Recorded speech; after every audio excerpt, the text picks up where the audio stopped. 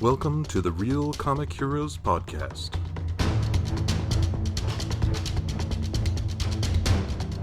Your adventure into the world of comic book movies starts here. Greetings, citizens, and welcome to another adventure of the Real Comic Heroes Podcast. My name's Travis. And I'm Patrick, and we've got some special guests. If you'd like to introduce yourselves, go on. Who wants to introduce themselves first? I mean, I could go. My name's Mark. Go for it. You're already talking. Yeah, my name is Robert. Welcome, fellas. Obviously, people who are listening will know that we're going to be talking about Godzilla. And when I knew that I wanted to do a Godzilla episode, I forced it upon Patrick.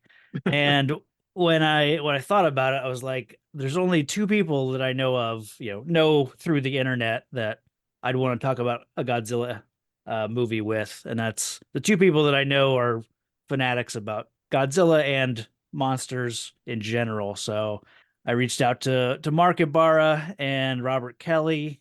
I want to go into, just jump right into it with what your histories are with Godzilla, like in general, and then we can get into this movie. But Mark, why don't you kick us off with what got you into Godzilla and what.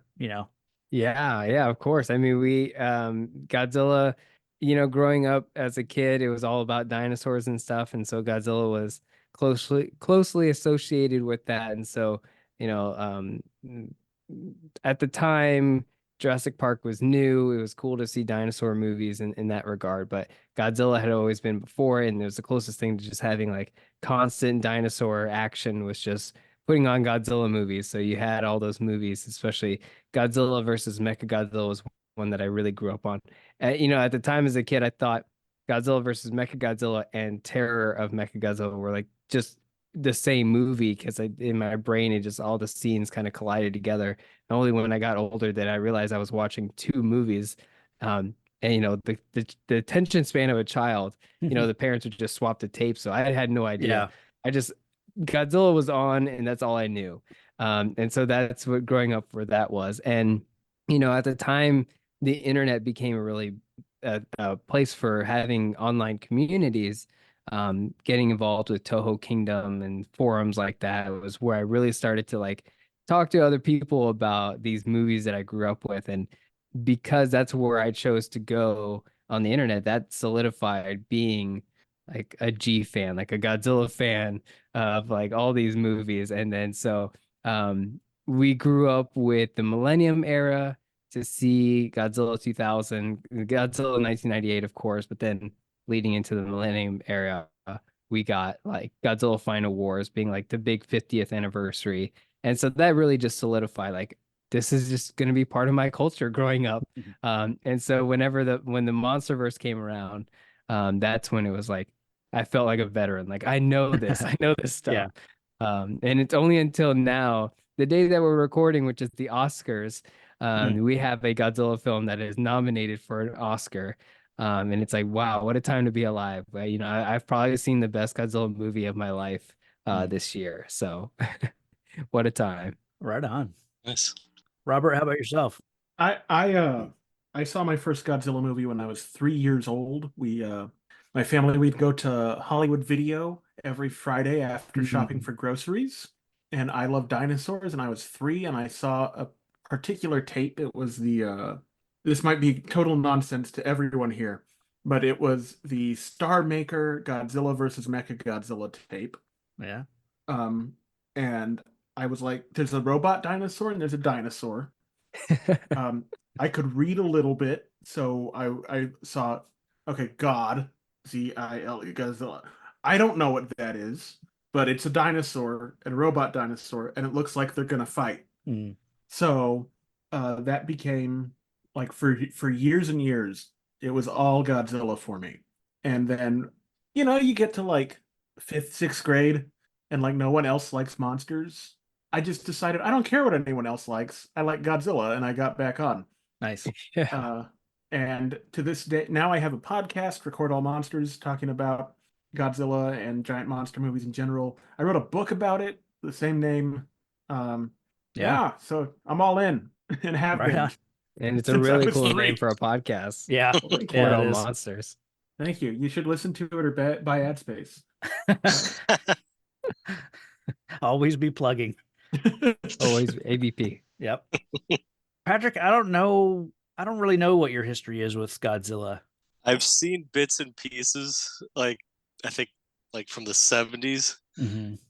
But my main introduction to Godzilla was from Pee-wee's Big Adventure. Really?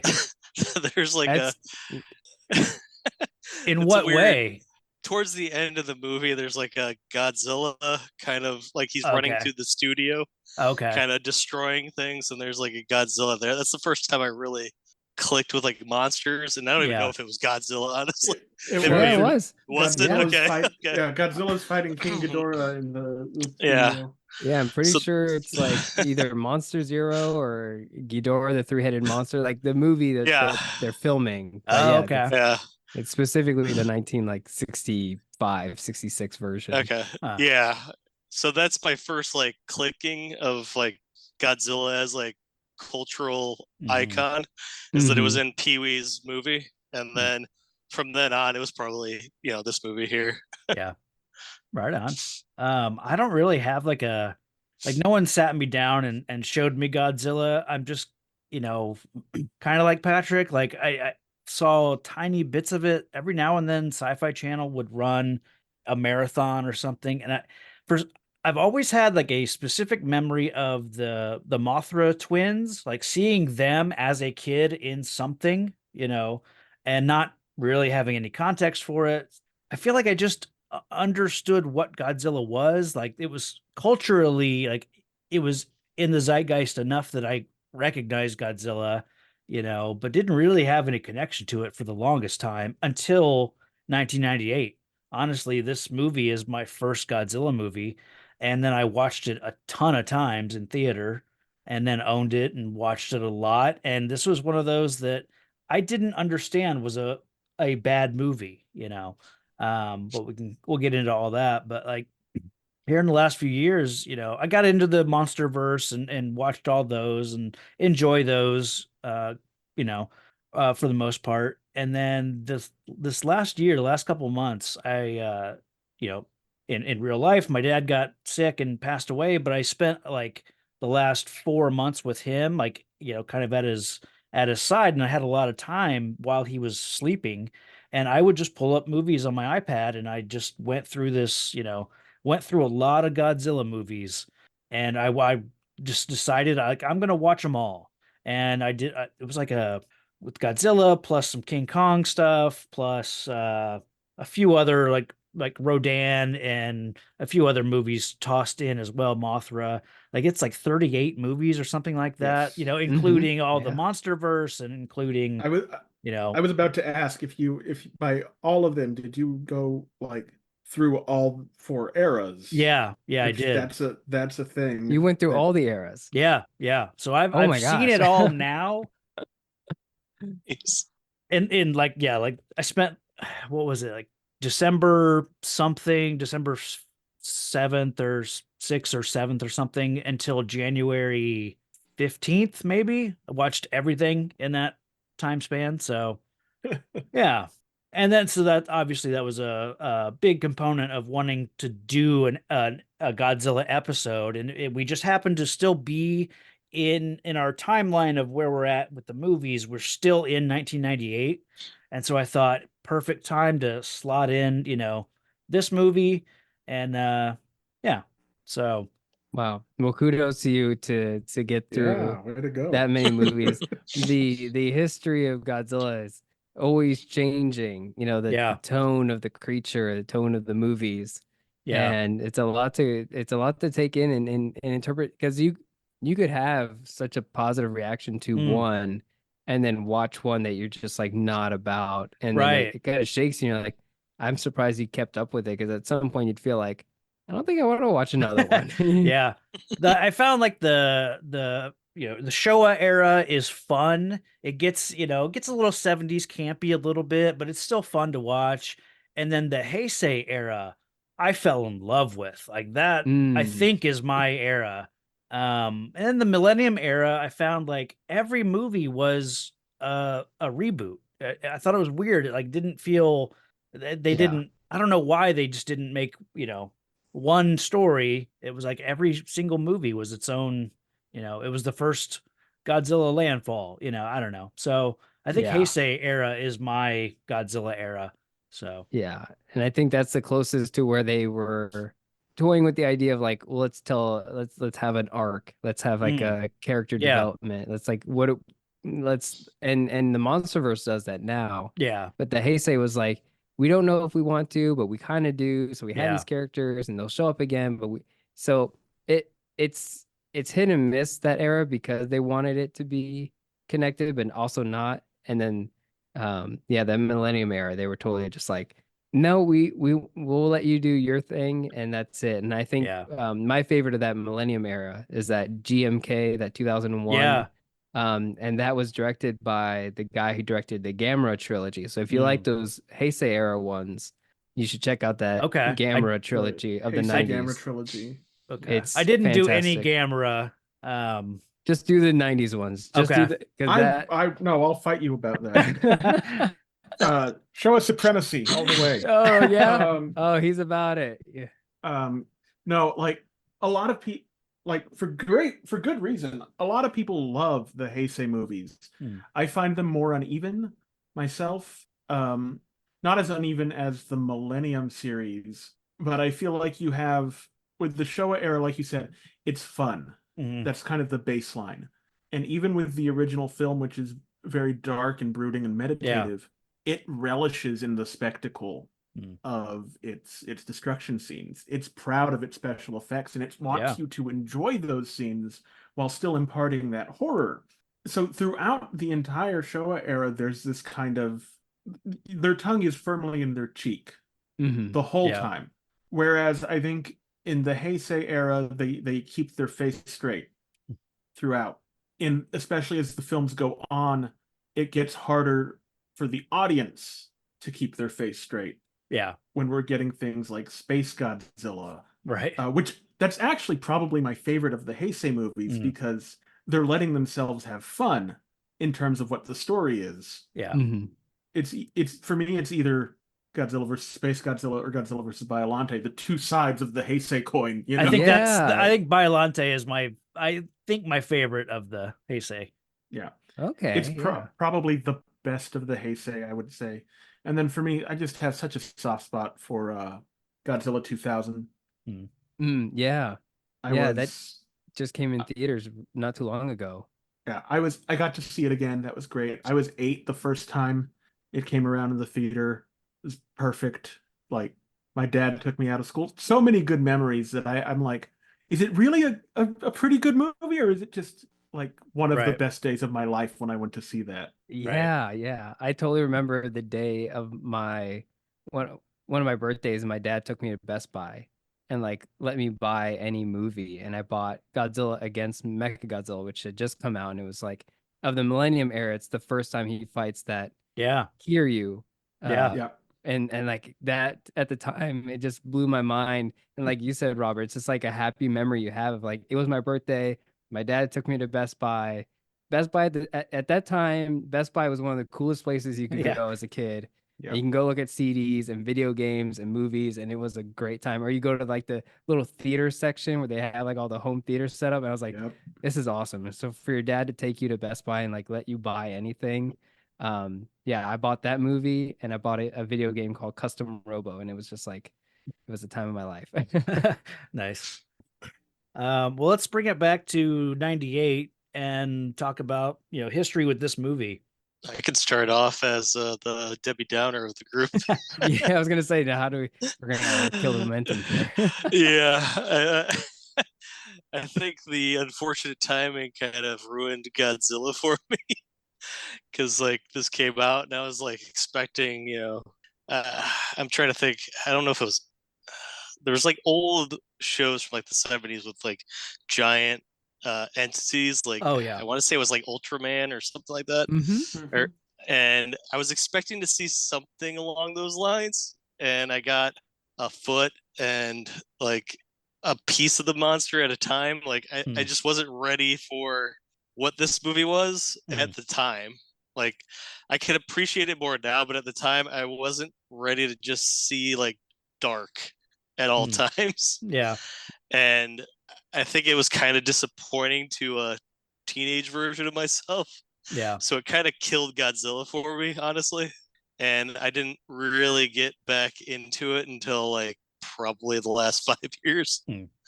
So that's where this movie kind of saddled me, unfortunately. Have you seen it since then? I had not until this. Okay. Yeah. So it's been since 90, probably 99, honestly. I didn't see it in the theater. Okay. I saw it in video, but yeah. I remember it being a bummer, like critically and like word of mouth. So I never went to see it in the theater. And then when I saw it, I was like, kind of thing. Yeah. But maybe that's also VHS as well, because you couldn't really see that great. So maybe that's part of it. I don't know. But yeah, that's how I kind of ran into this movie, unfortunately. Gotcha. Yeah. What a tragedy of a movie. In all ways. Not like you said, it's like kind of like a bummer. And really, so I rewatched it a couple days before we're recording now. And like the ending is a bit of a bummer, as we'll talk about. But yeah, the behind the scenes, like production leading up to it, the movie that was supposed to be, the movie we got, how it was received by people, it's all kind of tragic for America trying to adapt this Godzilla property. It's all tragic in all different ways. But yeah, like I just rewatched it a couple days ago. I went and I got Taco Bell because that was like nice. So like Nice. hand-in-hand experience. I was like, if I'm gonna watch Godzilla 1998, I gotta do it right. That's great. I treated myself to some Taco Bell. We had a movie night, watched Godzilla, and really enjoyed like the first two parts of it. And then by the ending, you're just like, damn, what happened? How did it's a total buzzkill at the end somehow, which we'll get into. But Robert, what's your Godzilla 98 kind of experience? So for me, I wrote a book about it, about not about the 98 experience. Oh, right on. But there is an essay in there about my experience, but I'll go ahead and tell you now instead of keeping it behind the paywall of the book, which is $9.99 on Amazon. No, I was I was like 6, I think, when this came out, and I had been a Godzilla fan for like 3 years, and none of my friends knew what Godzilla was. I'd converted a few of my friends, like in not elementary school, like preschool. Like I was telling them about these movies. They'd come over to my house, and I had like 2 or 3 of them on VHS, and we'd watch them. And then I remember when the school year started for that 1996 summer was going to be a part of, the trailer had come out with Men in Black, which everyone had seen. And so a bunch of my friends were like, when we came back to school after the summer, they were like, Robert, that movie, like that thing you talked about all the time, Godzilla, they're making a new one. It's like, I know. Yeah. Like, yeah. And so that whole year leading up to it, there was this ramping up, and you saw Godzilla stuff everywhere. And all of a sudden, all my friends knew about Godzilla and wanted to, we were excited. And I was particularly excited because I didn't feel like, John the Baptist crying out in the desert by myself anymore. Make straight the way of Godzilla. But when the movie came out, which was the next summer, I remember I was really excited. We saw it on opening day. My dad took me, and like I didn't have fun with it. At 6, I didn't have fun with it. I liked a lot of it. Yeah. Like I liked the parts with Godzilla. I thought the story, like there's a line now that you hear a lot within the Godzilla fandom that it's a good monster movie, but it's not a good Godzilla movie. Yes. I don't necessarily agree with that. I still think it's kind of a trash movie. But there are good parts of it, and there's a lot of nostalgia tied up in it for me. But as a kid, I was just like, this wasn't what I wanted it to be. This is not the Godzilla I care about. And, Yeah. like some of the Heisei movies had come out on VHS, so I'd seen those. I'd seen most of the Showa movies. I think the only Showa movie I hadn't seen by that point was Godzilla versus the Smog Monster. Mm. Yeah. And it was just kind of like this isn't right. And my dad says the biggest indication of how I felt about the movie, because I don't have a memory of this particular part, is that when we went to Target after the movie, the toys were out, and he was like, "Do you want the toy?" And I was like, "I guess." Wow. Like I wasn't like, yeah. I was Right. like, sure. Yeah. That'll be fun. And so that's kind of my experience, like this year of like peace and nirvana. Like everyone knows Godzilla, everyone's excited about it, and then just dust the next year. Just that was it. Man. Yeah. And now I was gonna say now I watch it on Thanksgiving as part of a big Thanksgiving marathon of movies that just happened to be on TV. It felt Okay. like at Thanksgiving when I was a kid, and that's one of them. Yeah. So I watch it fairly regularly, but not as much as pretty much any of it. Yeah. I can sort of understand how this wouldn't appeal to kids. There's not enough Godzilla in it to, I think, hold your attention between the in the human moments. I don't think there's enough to keep a kid's attention, but Yeah. Like even at 6, I knew the pregnancy test thing was. yeah. How did you feel about the look of Godzilla itself? I 'Cause that- thought it checked the boxes. Mm-hmm. Big I- T-Rex, long arms, spikes. It's not Yeah, perfect, but it Yeah. threw me off. I just kept thinking of Jurassic Park the whole time. Mm, Yeah, and Like, that's what they it was- want you to think. Yeah. Yeah, but not in a good way. Like that's not what I was expecting. I Yeah. like the design, and I like that this Godzilla, Yeah. as we see in the opening credits, and I love an opening credits montage that sets up the origin. Mhm. This and the Incredible Hulk, I think, do it really well. Like we don't Mhm. need the a ton of history. They'll just give it to us in the opening. I like that we see these iguanas and see some Komodo dragons and things like that, and we get the idea that, okay, this Godzilla is an irradiated, iguana, and you can see that in the design of the Yes. monster throughout the movie. And I like that because, I feel like it's in, which one was it?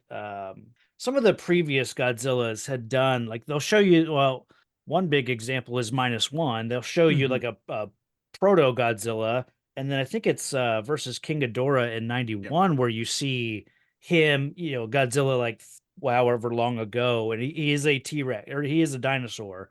Yeah. So they've shown us that Godzilla can come from other animals and mutate into what we see. So I think that fits, like this idea of being a mutated iguana, I think fits with the Godzilla, of before. So Yeah. Yeah. I've always been okay with the design of it, and as a kid watching the movie for the first time, I was surprisingly I was accepting of like what the movie's tone was and like what the monster looked like and all that. Like I knew it wasn't the Godzilla that I was used to seeing, but I was still about it, and now like I still enjoy the look of it, and I think it needed to be different because that's what makes it stand out today. The reason that we have podcasts about it, the reason we still talk about this movie is because it's so wildly different, and Yeah. we should actually cherish that it looks so weird and different, yeah, because at the time they were just like,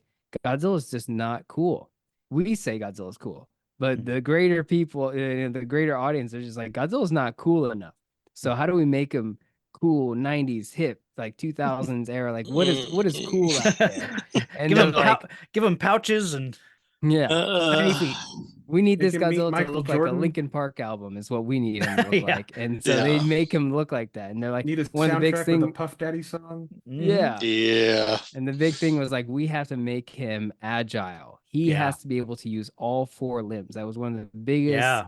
things about it, was like, he has to be able to crawl and Yeah. do things. And it's like, okay, cool. But Well, they what- have, I think, the advantage of not being restricted to a man in a suit. I mean, I love the original Godzilla movie itself, and I love the design of Godzilla, but they were restricted with what they could do. I mean, they could have gone like a stop motion, monster sort of thing, and then had less restrictions on what he could look like. But yeah, I think I like that he's a fully, I think there is a credited person in suit for this movie for some sequences, but I like that there's a they man have in the a suit scene. freedom to kind of make him look different. He's not restricted to that humanoid sort of appearance. Yeah. And so the design and the tone that they're going for is fine. Obviously, Independence Day was enough of a success to kind of warrant the tone that Roland Emmerich was doing. But where the movie falls flat is problems that the director has with his actual style and storytelling, which worked for Independence Day but won't work for this movie. And I don't know how you want to go about, dividing up this movie, how we'll talk about it, but there's not enough focus on Godzilla, and there's not enough focus on the people that are the main characters. And so it ends up being just a lot of cool sequences that don't add up and don't carry forward. And like I said before, we live in a great time right now where -1 has come out and we've seen what that is. And Takahashi Yamazaki has figured out like how you take a cast of characters and thread them through the entire plot with Godzilla in it and make both human characters and Godzilla so important throughout every single scene. And in this version, you have the opposite. You have all these cool scenes, but it doesn't have Godzilla in it, or it doesn't have the main character in it. And so I think there's a moment where it's like they introduce Matthew Broderick and then you just don't see him for like another 30 minutes. Right. And you're just like, who is he the main character? I have no idea. Well, and you look at the way the Showa Godzilla movies are structured. There's an inciting incident in which our main character is involved. Most of the Showa movies, even the silly ones, what we're seeing is someone's life interrupted by Godzilla or the other, whatever the bad monster is in the fight. Yeah. They get mixed up in something bigger than them. Not because they're brought into it. Right. Not because they go looking for it, because it lands on them. And Matthew Broderick his character, Patrick, doesn't work as, because his name is Patrick in the movie. No, his last name is Totopoulos, which is Patrick. Named after Patrick Totopoulos. Yeah. His name is Nick. That's right. That's Nick right. Yeah. I keep thinking but you're right. You're right. You got the first name. And I watched it. I watched it 2 days ago. Yeah. And I was also reading some background information. Not Patrick my book. Totopoulos, who's also related to a movie I do a podcast about. Oh yeah. Called Dawn of Justice.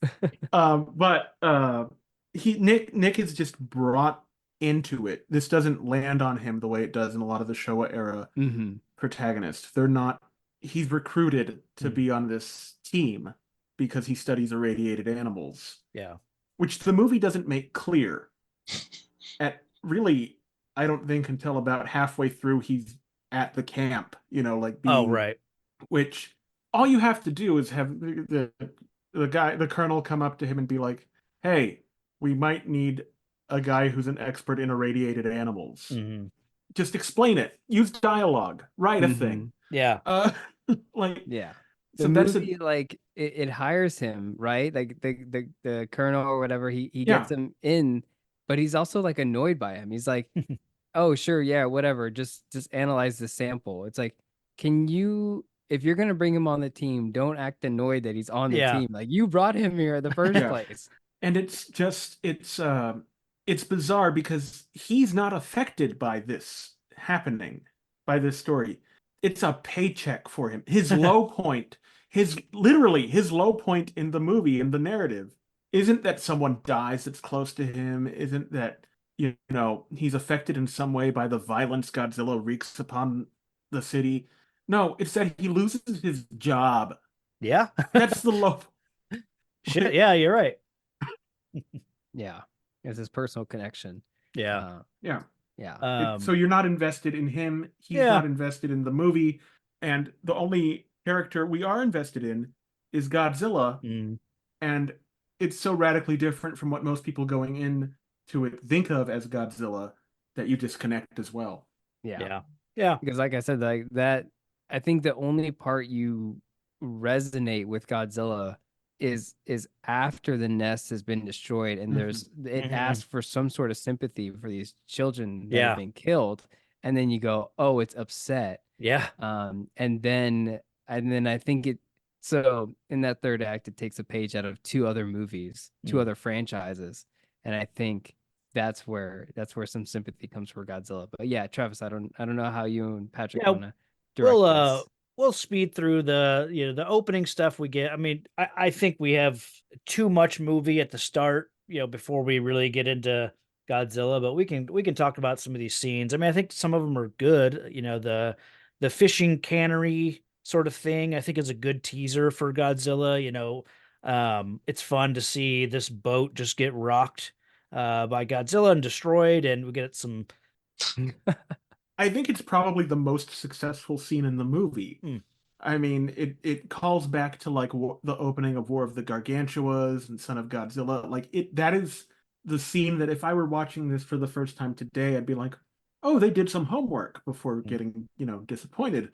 But it's a classic, Toho giant monster movie opening. Yeah. So it is one of the most successful scenes in the movie, in my opinion. Right on. Yeah, I think it helps that you don't have to worry about the city while the monster's on the loose, because that's the part that always screwed me up, was just trying to figure out scale of this thing. And essentially like ballerina tiptoeing around the streets to like, I don't know, it jarred me again when I recently saw it as well. But scale? out in the ocean, out in the ocean, I mean, it's perfect. Like, that totally worked for me. It made me think of like, and maybe this is blasphemous, but I like Pacific Rim. So great. That's a masterpiece. Okay, I didn't know if that was a normie pick or not. So, no, that's a masterpiece. So I can gauge that, but this scene kind of brought me in line with Pacific Rim almost, for the fact that I don't have to worry about scaling at all. Yeah. But as soon as Godzilla puts his dainty foot into the city, I get kind of squirrely with trying to figure out its dimensions and how it's moving through things. But yeah, this section was awesome. I loved it. That's something that I looked into when I was doing my notes and everything, because you had said something about that, something to that effect when we were talking about it the other day and decided to do this episode. Just for perspective, I wanted to go through all the other versions of Godzilla, not every single version, but just kind of show you where this version stands, I guess. The original Showa Godzillas and this is what I found, from 54 to 75, Godzilla was around 50 meters.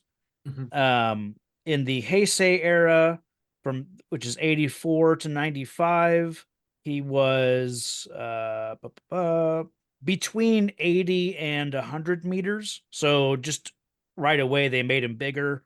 And then the Millennium era, from 99 to 04, he ranged from 55 to 60, back to 55, and then 100 meters.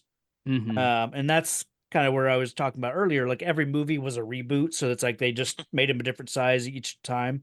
And then in the modern era, from 14 to 24, including Shin Godzilla, Legendary, Monsterverse, and -1. He's Shin is 118.5.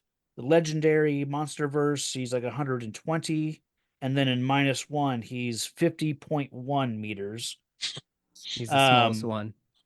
But this Godzilla from 98 is 70 meters, so he's kind of right there in the middle. He's just slightly bigger than the original Godzilla. And Patrick, you mentioned the Statue of Liberty in Ghostbusters 2, which is 93 meters tall. So this Godzilla is actually a little smaller than the Statue of Liberty. Okay, yeah. It seems bigger in the movie than the Statue of Liberty in Ghostbusters 2. Well, they never scale him properly, I feel like. No, they don't. One thing that, throughout, like, I mean, all the way back to the very first giant monster movie with King Kong, he's scaled to be 25 18 feet on Skull Island, Mm. and then 25 feet in the city.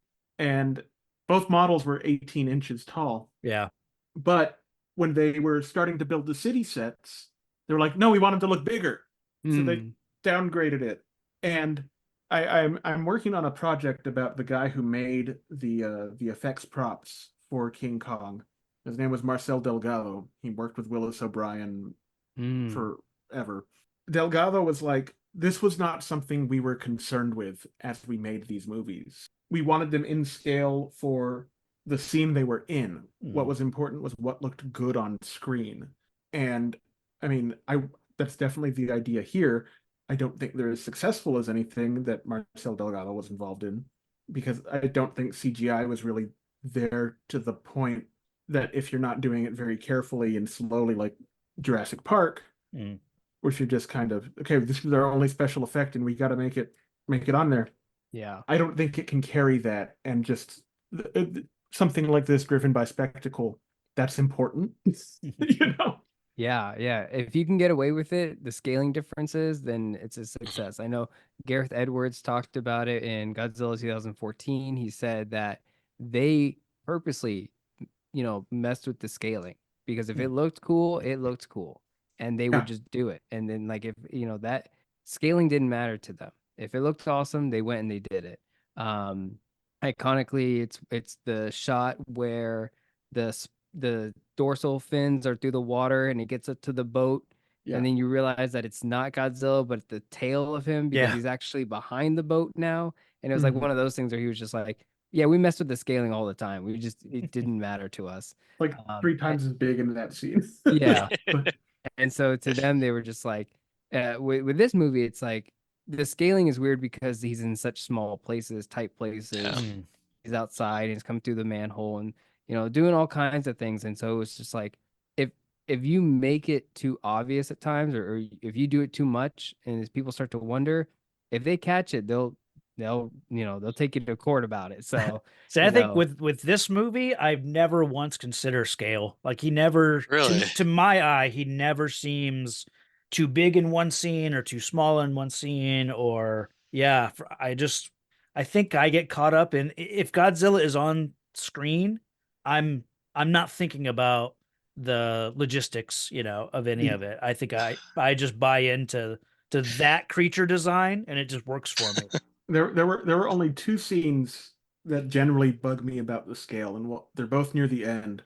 And one is when the taxi is in his mouth, because he can't fit the whole taxi in his mouth, but his head was much, much bigger before that. Okay.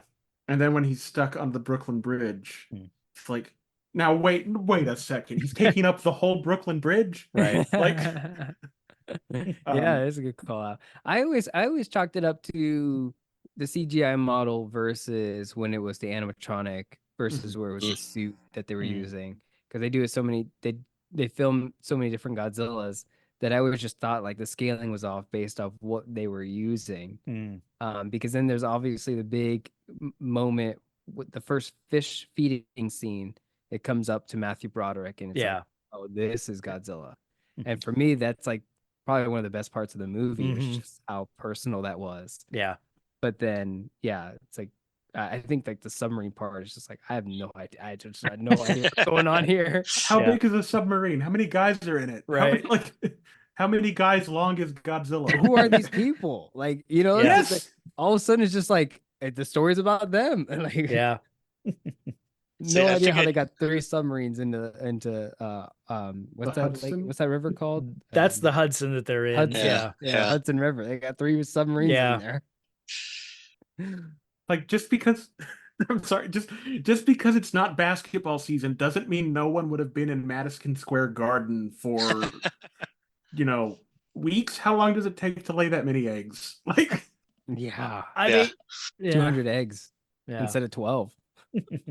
Let's see. I enjoy Matthew Broderick in this movie. I like meeting him the way we do. He feels like, and it makes sense, he feels like, a little bit of Jeff Goldblum's character from Independence Day mixed with, a little bit of Sam Neill from Jurassic Park. So I get that that's kind of the who they want the hero of the movie to be.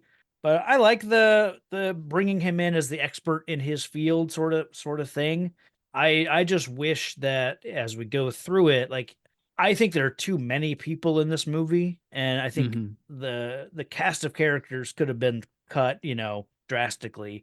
But we can get into that once we meet them all. But I do like meeting him this way. Let's see. Then we get like the scene with the old man, the sole survivor from the ship. We meet him, the French, Secret Service team. You're interrogating him more or less, and that's a fun moment. Just to get I like that we have a Japanese person saying Gojira, instead of, I mean, I think it's very it's important. fitting. Yeah. It's fun. I have an axe to grind here. Okay. What's part of what's funny about it to me, that especially when we go later to the news lady Audrey getting mad at him mispronouncing the name. Yeah. Gojira is also a mispronunciation. There are no, the name is Godzilla, right? Godzilla. Like there's no R or L sound in Japanese. There is a Right. sound that's intermediate that is not in English. So Toho came up with the transliteration Godzilla, which is how it's spelled. And to Americans, like the first time that was used was in 1955 when it was exported to West Germany. That was the first exported version. That was always Toho's official translation. This is not, some white guy mistake that, Godzilla. And then they didn't give you a pronunciation guide because who wants that? And so I do think it's very funny that there is, especially since like maybe 2004, 5, 6, when the classic media put out the original Japanese version in the US as Godzilla. It reignited that debate that's, briefly represented in this. David Callett, who's one of the big Godzilla experts, I have his book here too, but I'm not going to hold it up.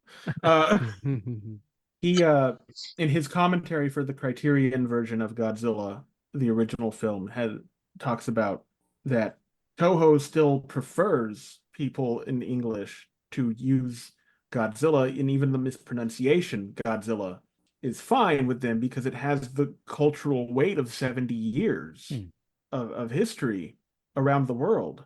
And it was, the 1956 version of the film that really took the world by storm.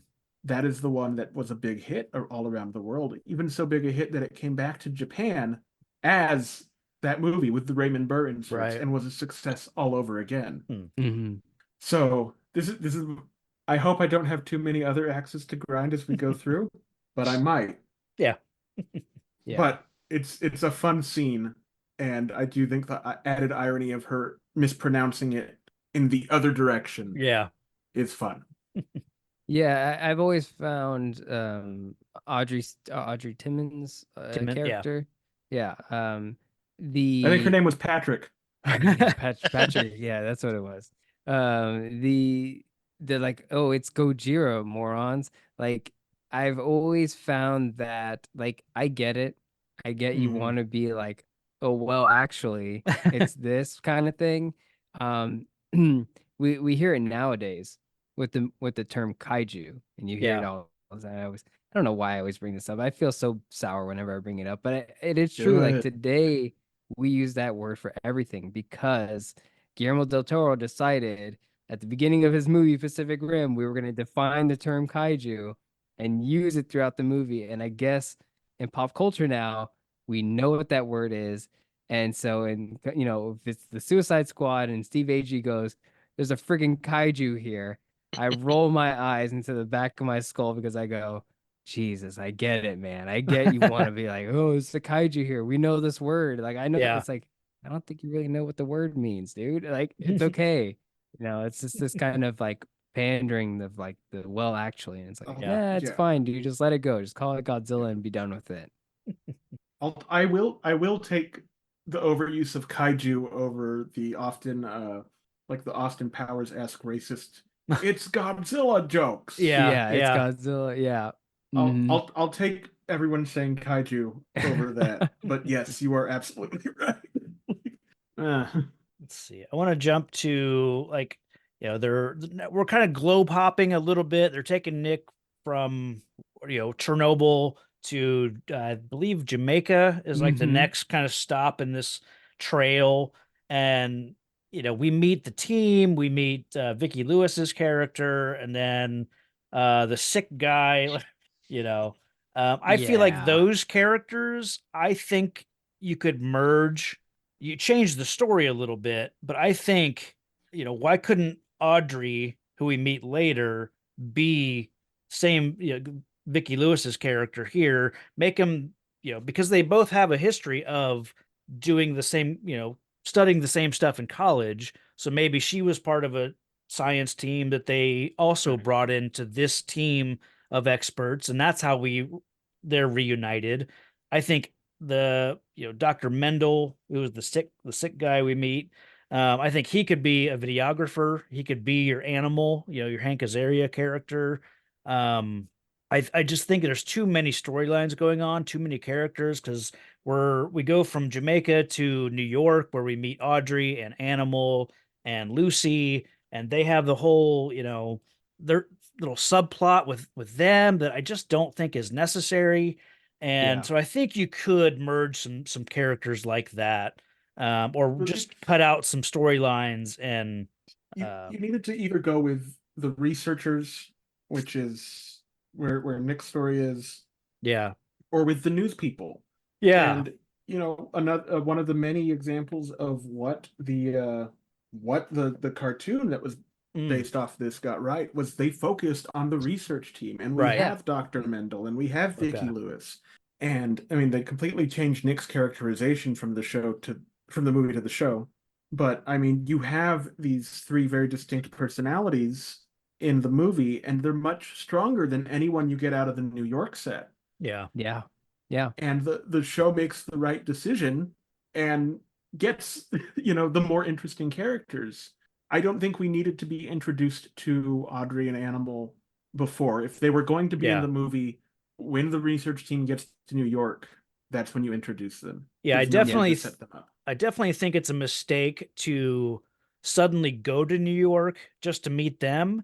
I think the first time we should go to New York is when Nick is about to go to New York, when he realizes, or when they're in like a plane and he realizes, you know, something is taking them to New York. And then it transitions and we see the city that never sleeps and a nice like introduction to New York. But then to have that previous scene where we were meeting Audrey, it's like the first time, like we should see New York for the first time right before Godzilla is about to make landfall, because we have no connection to these characters leading up. It's like, why are we meeting some people in New York? Right. All of a sudden, like it doesn't have Well, anything to do with what's Wow. led up to this.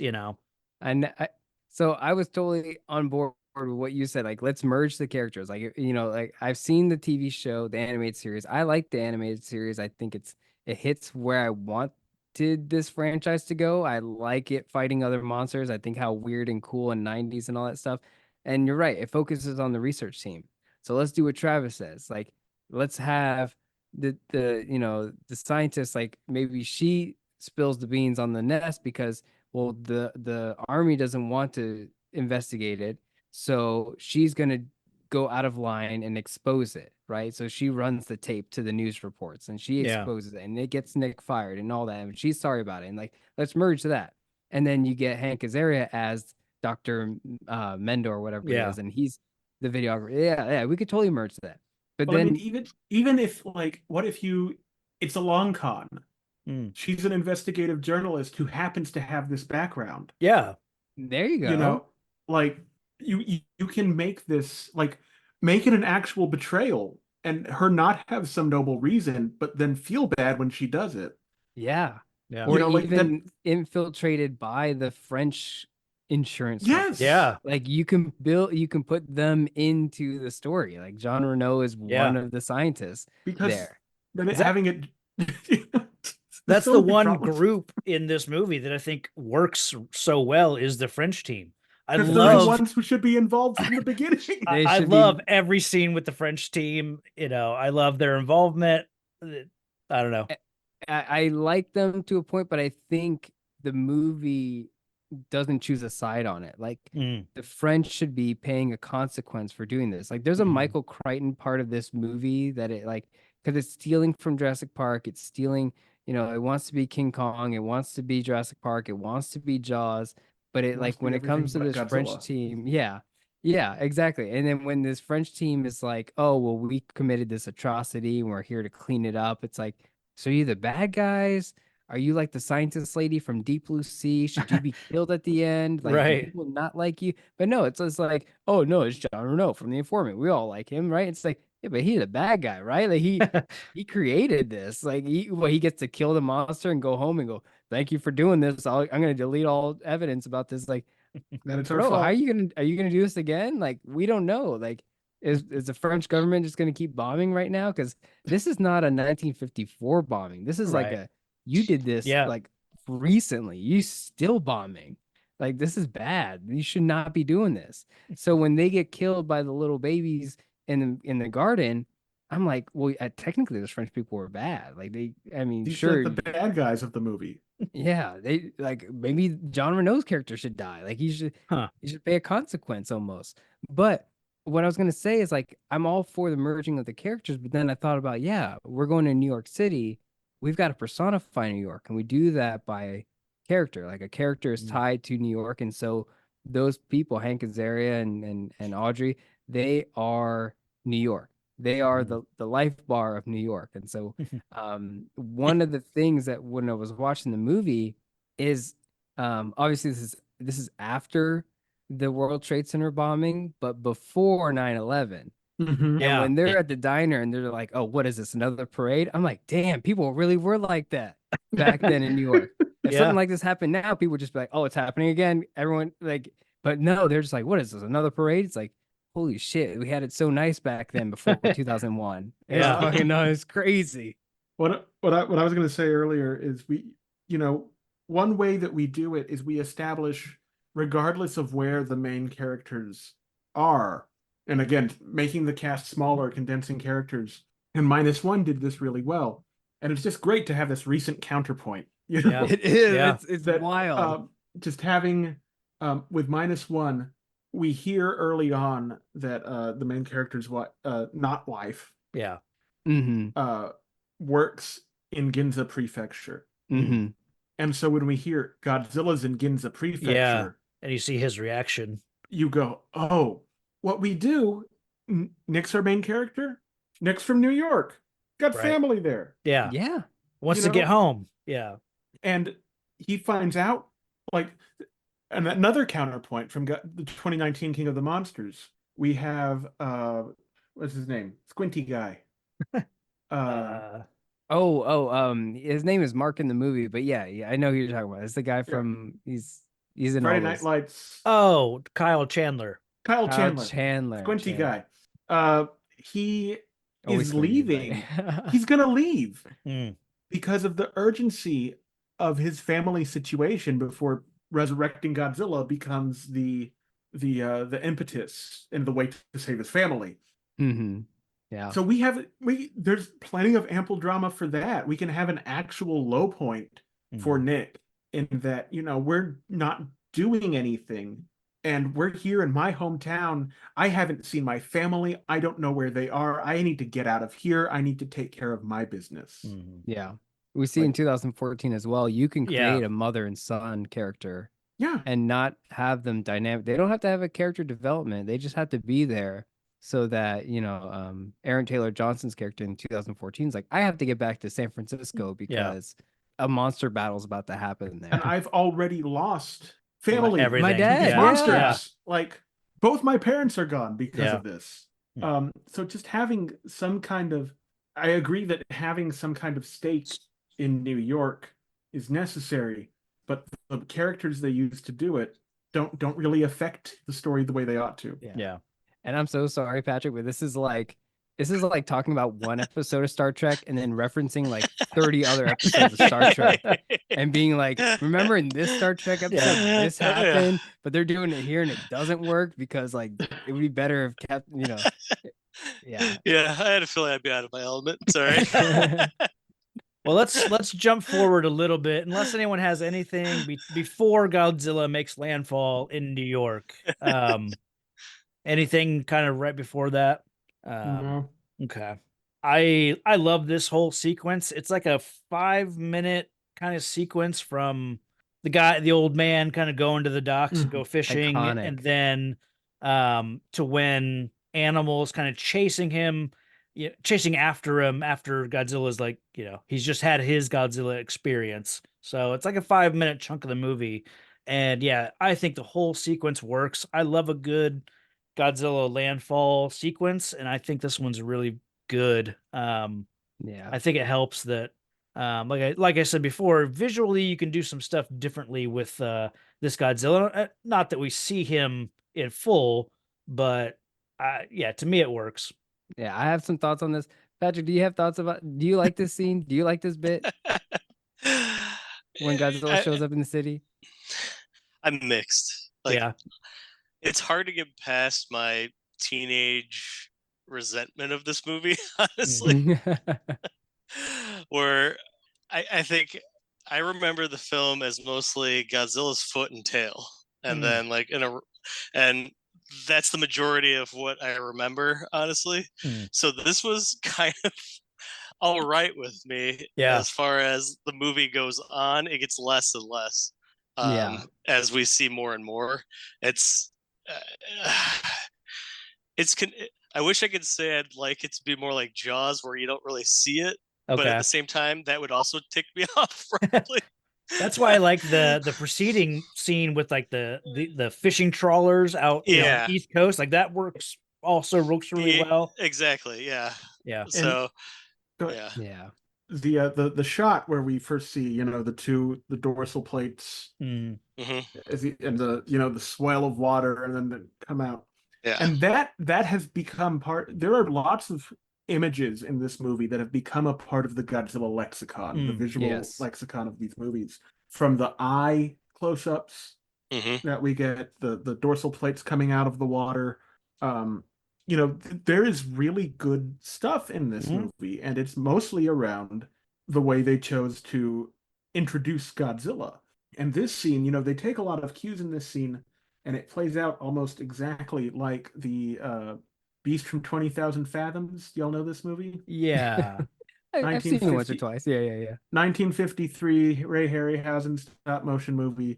But I mean, even down to first sightings, a guy at the docks comes up, makes landfall in New York, marches through the city. We don't see a whole lot of it. And he steps on a car right away. Like, they take a lot of the beats from that. So I kind of feel bad saying this is one of the very successful scenes in the movie, and then immediately saying, and they stole a lot of it. Yeah. I mean, I've seen the dock exploding behind a person like a million times, I feel like. Yeah. I couldn't tell you the movies, but I've seen it a million times. Yeah. Or it's just they can miraculously outrun this dock that's exploding behind them because there's a creature of unknown size coming after them. But honestly, this was probably the high point for me in the movie. Okay. So yeah, I'm pretty sure this concept, this sequence was like what sold the movie, and they were like, this is it. This is the movie right here. If you see anything else, like they're like, can we have $100 million to make this movie? Here's the concept, and they'd be like, yeah, go ahead, do that. We think that looks cool. And so when you're talking about the trailer, just like the foot coming through like the museum and all the teasers, this is that. They were just like, we want to do a movie that's like this. And then they're like, okay, go do that. And then they're like, so how do we do this third part? And how do we wrap up this movie? And that's what it is. But what Robert was saying is very true. Like, we have to admit that this movie, whether you like it or not, influenced further things in Godzilla, and really Godzilla -1. Takahashi Yamazaki, he said that Godzilla -1 is influenced by Independence Day, directed by Roland Emmerich. Roland Emmerich directed this movie. Like, he's influenced by this director. And you see it in -1. You see the rallying of Japan as they try to go fight this Godzilla. Yeah. And so we see it. There's so many things in this movie that we see it even in the next movie, like Godzilla 2000, with Well, the they do boat the in same its thing mouth. with the eye and the With the mouth. eye. And, yeah. It's there. Like, this movie has influenced other Godzilla movies, and we have to give it credit for what it's done, because I mean, Eiji Tsuburaya, influenced by King Kong, a Western movie, and Beast from 20,000 Fathoms. Like, Western movies influence Godzilla, Godzilla movies influence Western movies, and then the cycle repeats. So it's like, Yep. this inspiration keeps coming back over and over again. And then even in Godzilla 2014, Travis, you were saying you like the beginning with like this nuclear bomb testing intro. Yeah. 2014 does it Yeah. all Same over thing. again because it works. It Right. really does work. Well, and the landfall scene in 2014 is also, put together very similarly to this. Mhm. Except instead of a dock, it's the beach, and we get all these bits and pieces of Yeah. Godzilla. And I remember the week before the movie came out in theaters, they released a clip, which was the landfall scene, and it ended with, the pan up his leg to Oh, his yeah. face and the roar. And then it cuts to black, and we think that's them being dramatic, but no, the movie actually cuts to black, and then we Yeah. see the movie, we see the fight on the TV later. But the way, again, this is so influential, and even in that introductory scene, we see his foot, we see his tail, we see them shoot the flares up, and he blocks them out, and we just see like up to his elbow. Yeah. Mhm. Like this introducing the monster through bits and pieces. This is one of the scene works. It And works. Yeah. I think after this, like the city, we meet the mayor, who's another just ongoing character we don't need. I'm fine. Roland he needed that character. Well, in that yeah. movie. Yeah. Roland Emmerich and Dean Devlin needed that guy Yeah. in the movie. But, We didn't, but they did. Yeah, it's tough being a mayor in a monster movie. Yeah. I think because they decide, okay, we need to evacuate the city, and to Marco, I think what you were saying, like the rest of this movie, then we have Godzilla stomping around a city that's evacuated. I mean, it's good that they evacuated a city because that reduces the number of lives. But in my monster movie, like I kind of, I like the awe and the, if the rest of this movie played out where there were consequences to the destruction, it's like, yeah, people's homes are getting destroyed, but we've been told that the city is evacuated. Like that's kind of reduces some of the stakes a little bit, I don't know. I think America finds its value in the finances. And Yeah. so when you get to the helicopter scene, that first one, you go, oh, and this is the poetic thing I was thinking about when I was rewatching it. I was like, at no point do we say to ourselves like, oh, that we're the monsters, right? Like a lot of times in movies, -1, Pacific Rim, King Kong, we go, oh, maybe we were being awful. Yeah. And in this movie, they're being awful. And only the mayor, surprisingly, is the one who says it. It's like, you did more damage than that goddamn thing did. Yeah.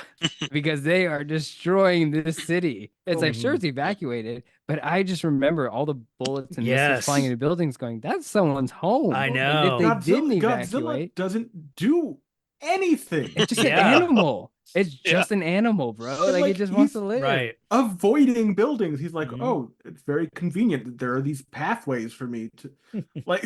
Yeah, that's what threw me off, was that he's just tiptoeing through this metropolis. Like, Yeah. granted, he knocks a hole through a building now and then, or I guess whatever you want to say. Non-binary. But Yeah. yeah, but I think that was the part that I was surprised about when I first saw it. I thought there'd be a lot more destruction than from Godzilla than there actually was, because like as soon as he jumps on the scene, there's like buildings getting crushed and like Yeah. like tractor trailers getting bitten through for some unknown reason. Fish. Didn't look It's all like about a Full of fish. delicious Taco Fish, Bell bro. and Pepsi products. Yes. That's true, yeah. But he was in the sea half a second ago, or she was in the sea, whatever. I'm just gonna say Godzilla. Yeah. All right. Yeah. There you go. That is an interesting point. The gendering of Godzilla. So Yeah. in Japanese, they use gender neutral terms for it, Mhm. but officially translating into English, generally Godzilla is translated as a he. Mm. But all the kaiju in Japanese and in Toho's official material, they're all it. Right. Yeah, they're monsters. But then I feel Yeah. like we always associate Mothra with, feminine. Like I think Mothra is Mothra- always. Yeah, that's when translated, Mm. yes. But in Japanese, even Even in though Japanese. Mothra, it's it. Oh, It's got it. Mothra's it. Yeah. Though I think in English translated as she, and Mothra is supposed to appeal to a more female demographic in Japan, Mm. but that's more the trappings of Mothra with the fairies and the egg Okay. and the life and rebirth cycle. It's still it. Also, I accept it because I like Godzilla as king of the monsters and like Yeah. Mothra as queen of the monsters, and I'm waiting for the day that the MonsterVerse gets a Mothra movie and it's Mm. in its domain. I'm just like, give that lady her own movie because Yeah. I want to see that. Yes, and the original Mothra movie also.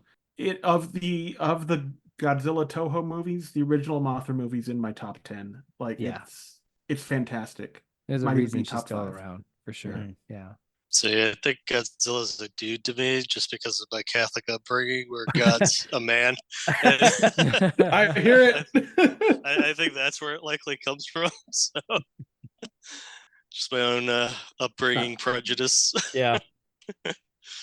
That and King of Monsters doesn't help either, but Let's see. So then we get more, New York stuff, more Audrey, an animal, and she's, trying to stand up for herself because of her job. And again, more of that is just, it's not really necessary for this movie. I'm gonna keep harping on that, I guess. That's the problem I have mostly with the movie is the human stuff we get. I think most of it's just filler, It's irrelevant. Yeah, because it's not advancing a Godzilla storyline. It's just, I don't know. But Which part is it? Is it the part with all the Simpsons actors? Is it? Yeah. Yeah, Is it so, talking about the new yeah. subplot? which this- how do this they have movie- like a Simpsons connection to this movie, but they don't get Hank Azaria with, Nancy Cartwright and Harry Shearer. But yeah, I think this movie has more Simpsons actors in it than any movie besides the Simpsons movie. I believe I read that somewhere. Yeah.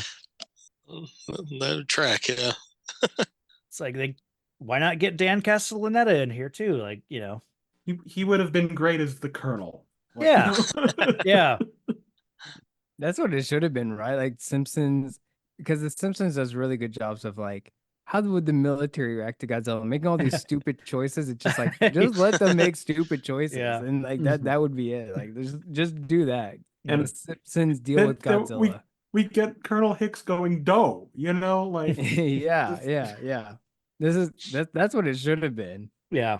And they have radiation in Simpsons. Like that's Oh, yeah. it just part of it. It's where Homer works. Like Yeah. it would True, just yeah. work out so well. I'm probably being stupid, right? There's probably a Godzilla episode. The Simpsons sure are there probably is. already Sure. done. yeah. Yeah. I'm a big Simpsons fan, and they love Godzilla. Yeah. They love him. Yeah, only thing I remember radioactive is a three-eyed fish in one of the episodes that they were eating. That's about it.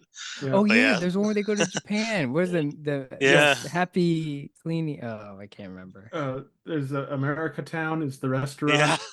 Yeah. And at the end of that episode, as they're leaving Japan, Godzilla Godzilla- grabs the airplane, That's it. Yeah. That's and right. the pilot goes, we're experiencing some Godzilla-related turbulence. But he usually lets go once we hit, X number of feet, and then we only have to worry about Rodan and Mothra. And they've been sighted over this place, so we're not too worried. Wow. It's There you go. it's great. Kudos to you for remembering that exact bit. Yeah. That's awesome. I am an encyclopedia of useless pop culture references. That's why I wrote a book. That's right. I just kind of looked at the like timing wise on the movie itself. It's like, so the where we last see him when Animal is chasing after him with the camera, until we see him again, it's like a 15-minute stretch of the movie. And so in that time, you've got, they're starting to evacuate the city. Audrey is like trying to get in with her boss because she knows, somebody on the military team. You've got the French, got Jean Renault approaching the mayor and planning a bug on him. Let's see, French, the whole bit with the French team and the ongoing joke of coffee. Bad coffee. Getting bad coffee. You call this coffee. It's the French roast. Yeah. And then ultimately you get the military kind of doing their initial search and survey and trying to find Godzilla and finding, I don't know if this is where they find the line in the subway but either way, this is where they later. No, that's Okay. later. Yeah. That's Yeah. right. But this is where But they I could understand why you got that confused, because this is a total bathroom break moment where you're just Yeah. like, Oh, yeah. I don't care about what is Godzilla going to show up. Nope, not yet. Okay, I have a pause button. Mm, I did not pause. yeah. I went to the kitchen and I made a sandwich. Yeah. Just, They do at this point, when Nick is with the military and they're setting up their base, they talk about the fish, that's the part of why he's here, he's coming here to, that's what leads them to bring in 14 dump trucks of fish for this trap. And so I figure that's where we can jump to next, if that's all right. Yeah. Oh, and that was one of the other things we were talking about, influential moments that this movie has done for other Godzilla movies. That tanker, that shipping tanker with all the claw marks in it, Mhm. you see that everywhere now. Yeah. We saw it in the Takao, or no, not the Takao, but there was a different warship in -1, and of course Yeah, in you Godzilla see- they come across 2014 and the Monarch TV show. Yeah. Those ships with the claw marks. Yeah. in it, the ship iconic. on Skull Island that they imply Godzilla attacked. Yeah. Yeah, absolutely. And even in the Millennium era, I think they do a similar thing in Tokyo SOS yes, with the yeah. with a kaiju. They showed it's the same imagery. Yeah, absolutely. One of the amoebas, I think. Yeah, Was from there. Space Amoeba. Yeah, exactly. Um, So Hold on, I gotta get my cred. I gotta get my cred here. It's Cameobus? Yeah, Cameobus, the turtle. There you go. Anyway, go on. I wanted to talk about something that is so prevalent in this movie.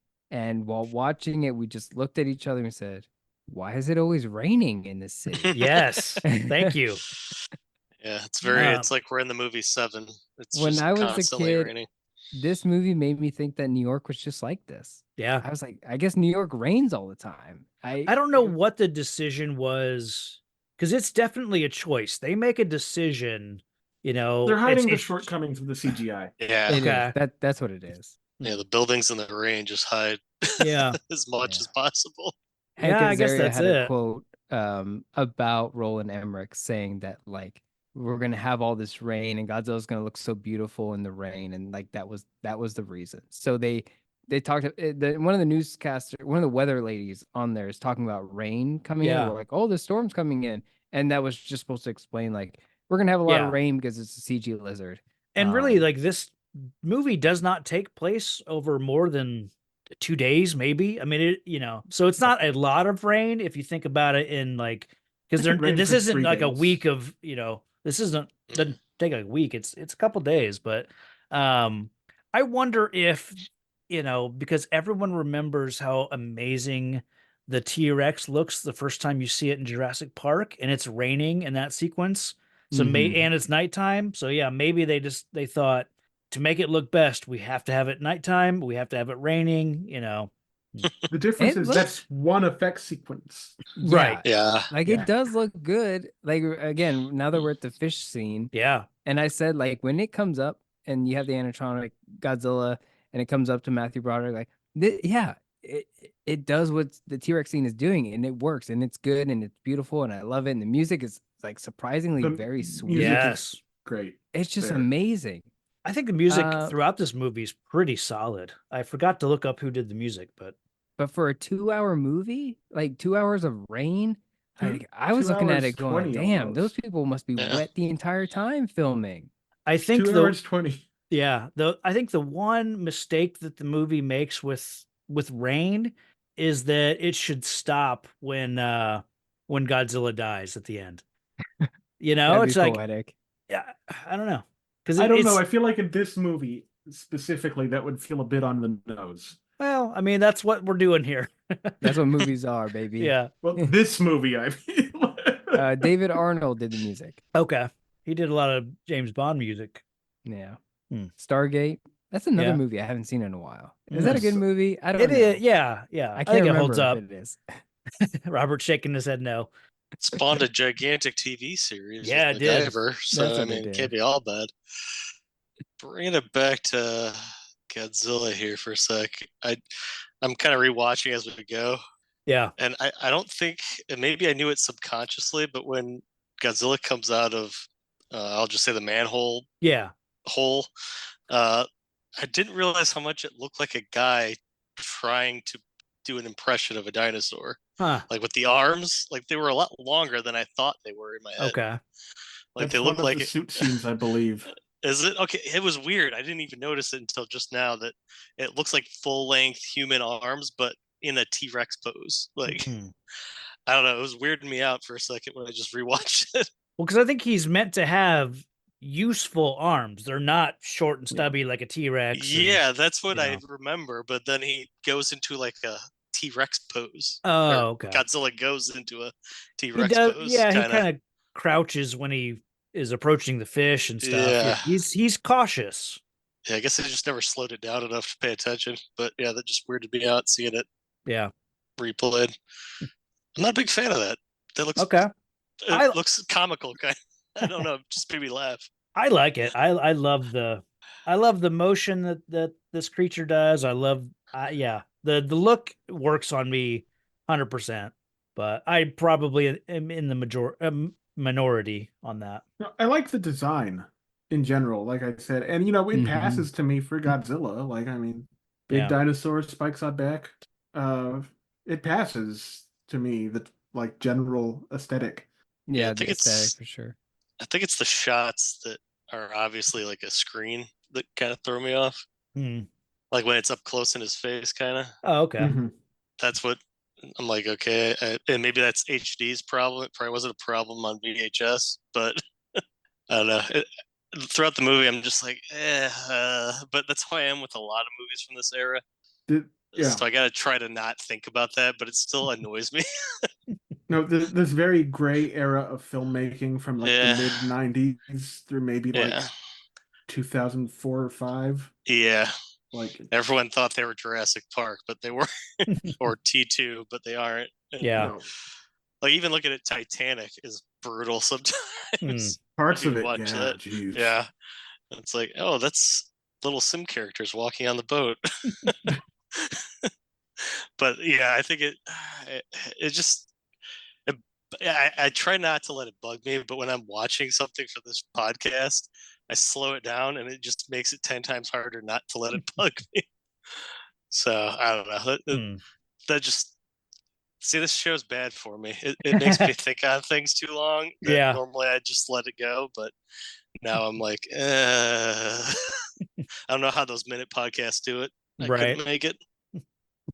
Well, I mean, this might again be an unpopular opinion. I think that this fish sequence, it leads us into a chase, the helicopter chases and all that. I think this is one of the best military, like Godzilla versus military sequences of any of the Godzilla movies.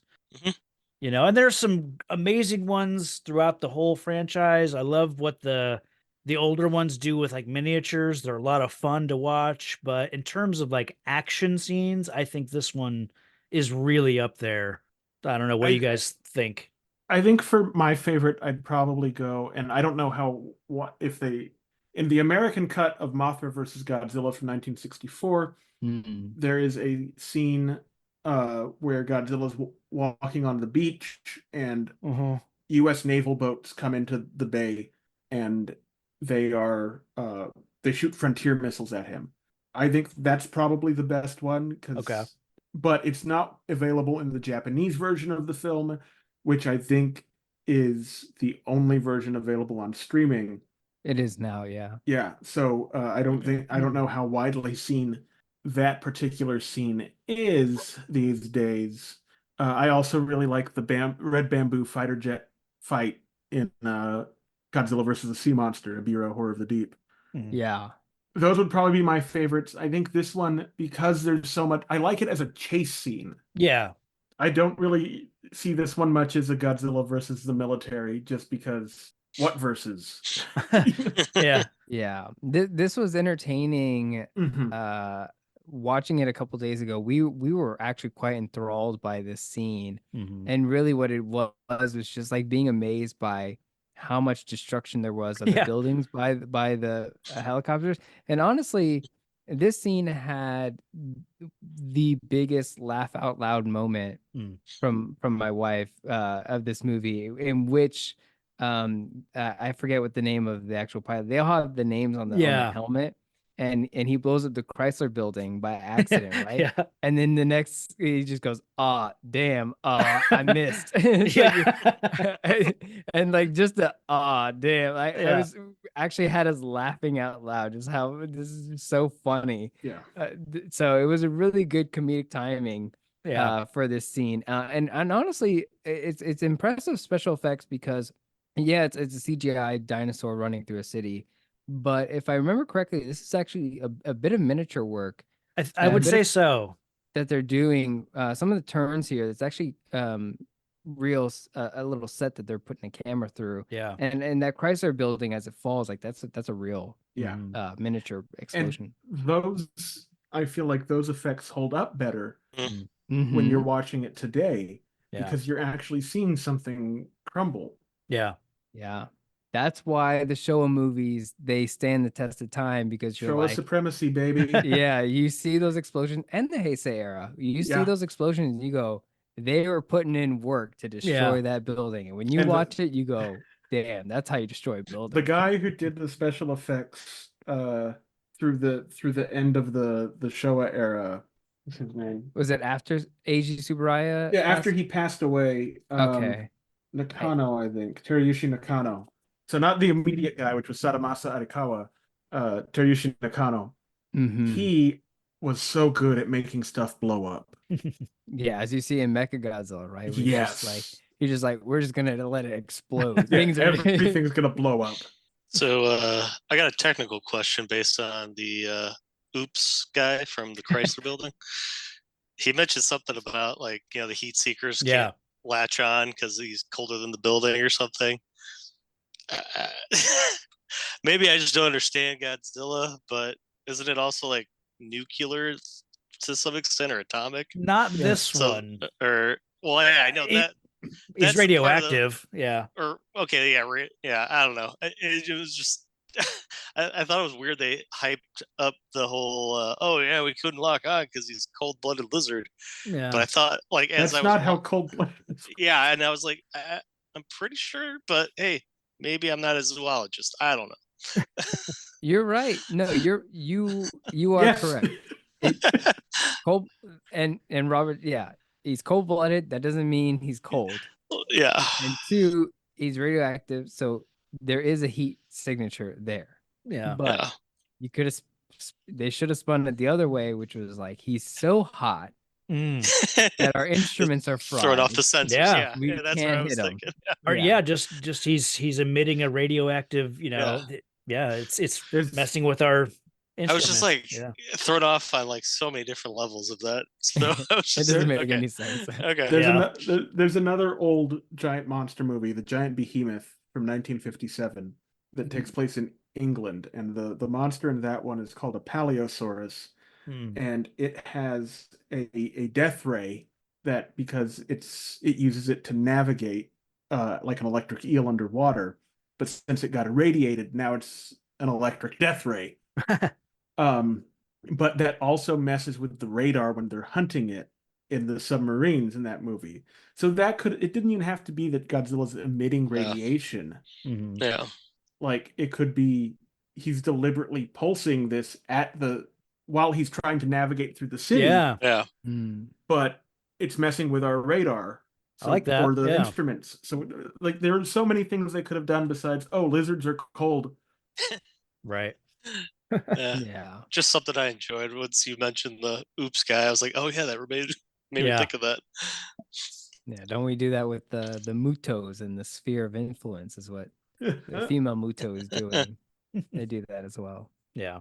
After the, this sequence, the military kind of regroups, and I like that the press are still like they're outside of the city, so no one really knows what's going on, and the military comes back and everything's under control, everything's handled. We're Your smartphone.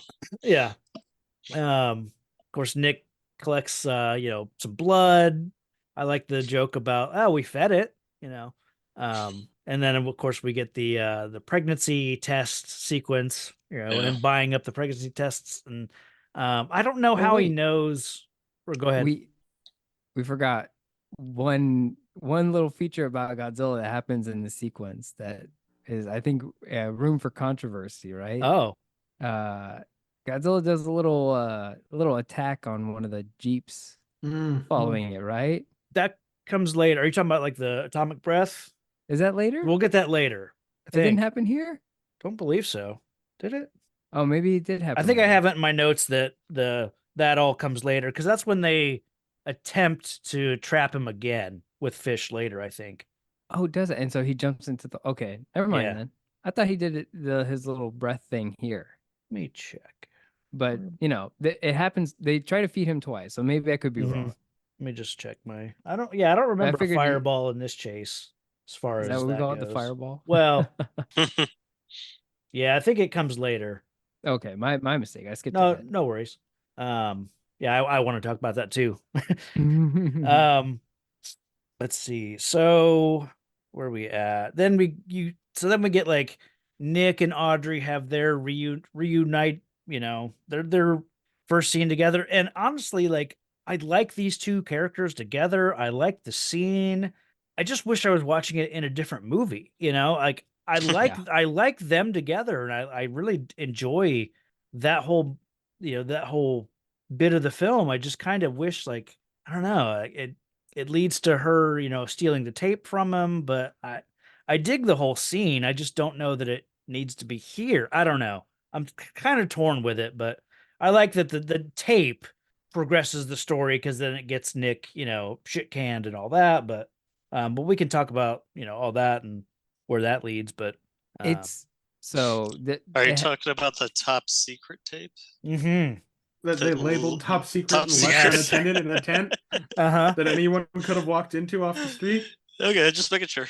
I like that he's making her tea with Yeah. like the Bunsen burner and like the flask and all Yeah. that. I find that's pretty cool. I thought that was pretty cute for a little set design, a little set chemistry, Yeah. literally and Yeah. figuratively. Chemistry, nice.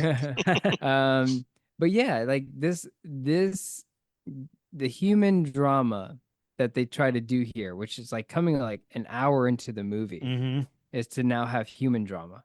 But the human drama would have been nice, but it has big Friends energy. Like it Yeah. is like, it feel like it's like Friends, but Godzilla walked in on set kind of thing scenario. Yeah. And yeah, so like you're right. It works because if it was by itself, you'd care about it. Like Matthew Broderick coming from like Ferris Bueller and all that. Like you know that he can do this. He can chew these scenes up. And so like, yeah, it works, and you're just like, yeah, I like this separated from whatever movie I think I'm watching. Yeah. But yeah, Because I also like that he kind of stands up for himself. She's like, "Oh, you're still mad," and he's like, "Yeah, you left." Yeah. Like, Wouldn't with you nothing. be?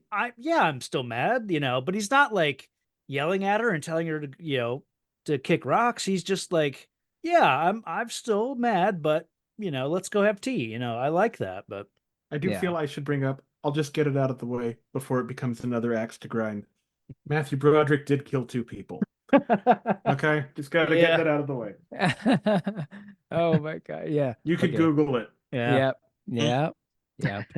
Anyways, I said I'm just gonna get it out of the way. right? Yeah. Speaking of segues,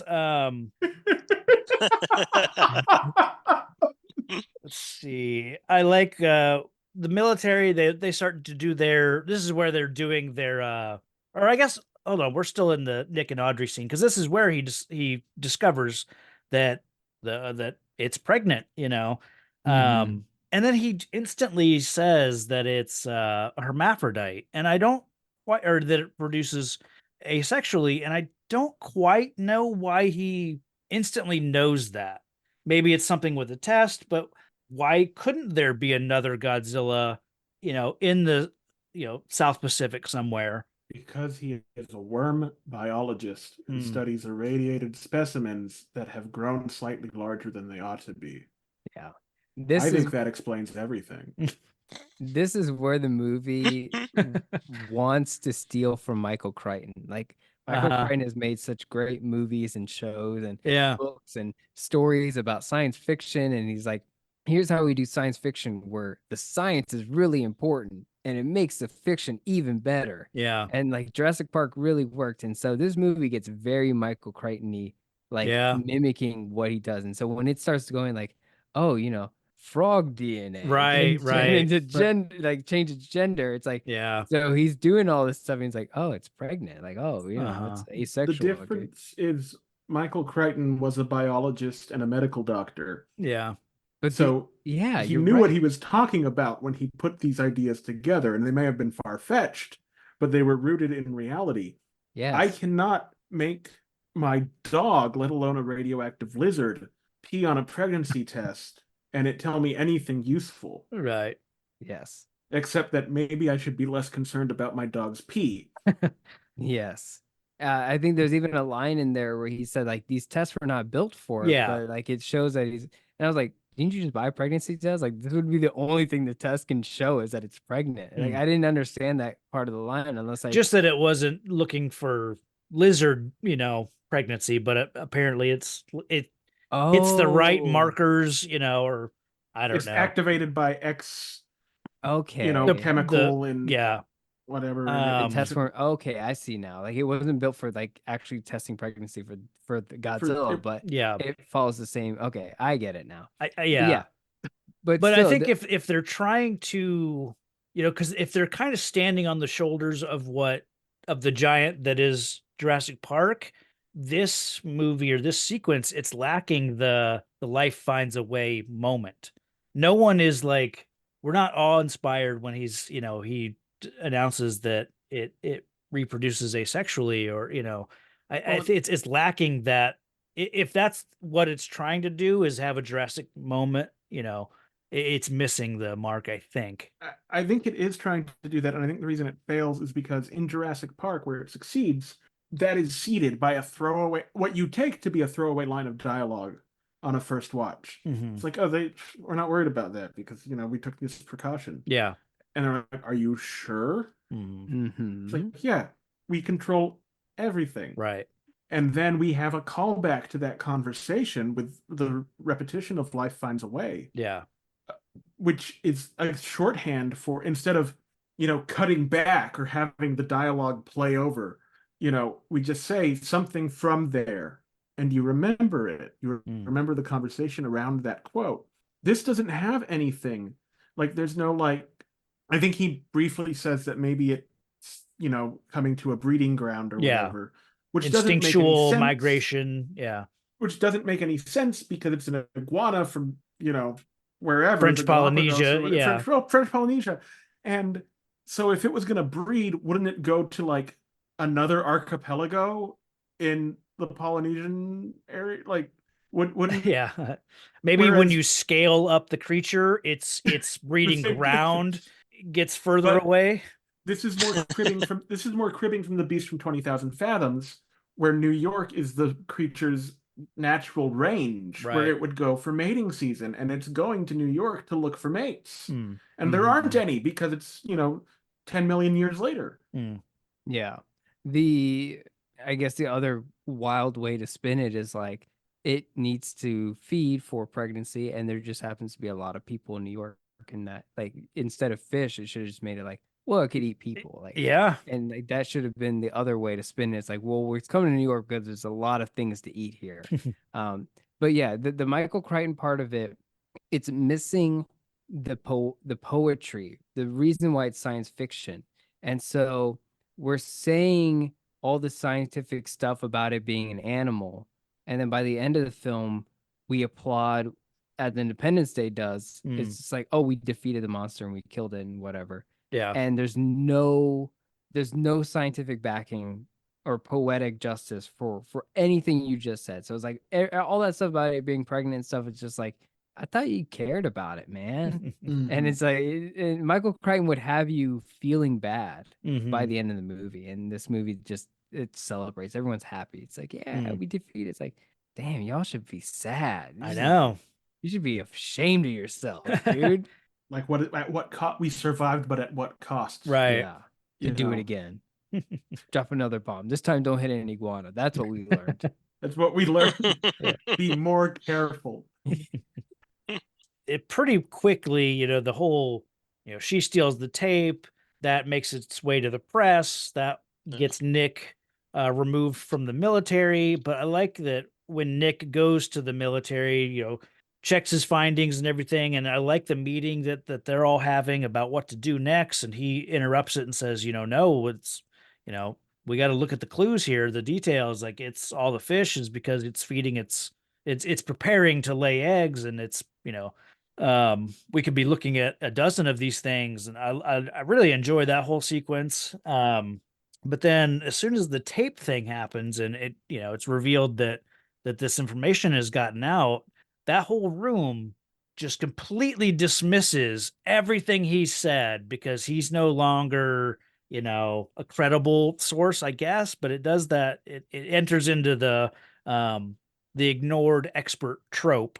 that is a trope on, tropes.org or tvtropes.org. It's like Jor-El from most of the Superman stories. He's warning people that, hey, our planet is about to explode. Everyone's, oh no, don't worry about it. Planets do. Yeah. Several of the other Godzilla movies have an ignored expert, and then even the Jurassic Parks, have them as well. So it's well trod upon ground, but they just completely dismiss him as soon as that information leaks. This is another, this is where the issues with the movie really start piling up, I feel, as well. Because all the issues have kind of been just their own little issue. It's okay, that's a problem, but we can move on from that. That's a problem, but we can move on from that. Now nothing anyone is doing is making any sense. There's no reason for Nick to know this. There's no reason for, Audrey to have, tricked him. All the issues with all the storylines come to a head here. And the rest of the movie just kind of tumbles out. Yeah. It's like you're trying very careful. It's like you're trying very carefully to pour yourself a beer into a mug, right? And it's going really well. And then you feel it starting to slip from your hand. and you can't readjust because you're holding the mug, and it just goes, and then the rest of the beer just pours out and everything foams over the top. This didn't happen to me recently. Oh, okay. I think it barely tries to hold itself together, because for some reason the French need that one bit of information from Nick, which is where to look. It's like, you guys got into the country, you guys got bugs planted on people, you've got equipment, but this is where the one thing you guys don't know. So that, is thankfully Nick joins with the French, and gets that part of the movie going, but the third movie. Yeah. Well, I'm glad they explained the Hank Azaria part, because when he starts following him, and he starts and he gets to the cab and he starts following him or whatever. I was like, why is he even following him? What a weird character. What a weird dude. And then he's like, oh yeah, I was gonna go talk sense into him. And I was like, I've never known someone to do that to someone. Right. And that's a really weird energy, dude. You should never follow someone to the airport and try to talk to them. Hey, you don't know me, but be nice to my friend. Also, so you could just, but one of the, again, the issues with this issue is one that could have been resolved by making the cast smaller. Yeah. If we have the characters of I call her Vicki Lawrence from the Carol Burnett show. Right. but Vicky Lewis, yeah, Vicky Lewis. she's Elsie Chapman, I think is Yeah, who she's playing. if we had her character and Audrey's character condensed, and Animal and Dr. Menlo condensed, or some combination of that, it makes sense for someone who's on the research team who betrayed him to go after him. But Hank Azaria, noted voice actor, just gets in a cab and follows you. You know, it doesn't make sense, but he hasn't had anything to do in the movie for a while because your cast is too big. Yeah. I like that when he does convince Audrey to go with him to follow the French team and see what they're up to. Like she says something like, "Oh, I made a huge mistake and this is all my fault." And he's like, "Yeah, you did screw up, but maybe you can fix it." Like he's not gentle with her, I guess. I do like that. She's also a grown woman just weeping while watching the news. Yeah. I don't know. You don't cry when you watch the news? I used to. I'm dead inside now.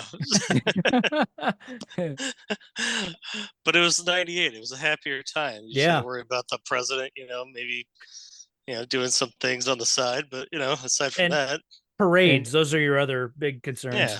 Parades. 3 years from then, they'll be crying about the news. Yeah.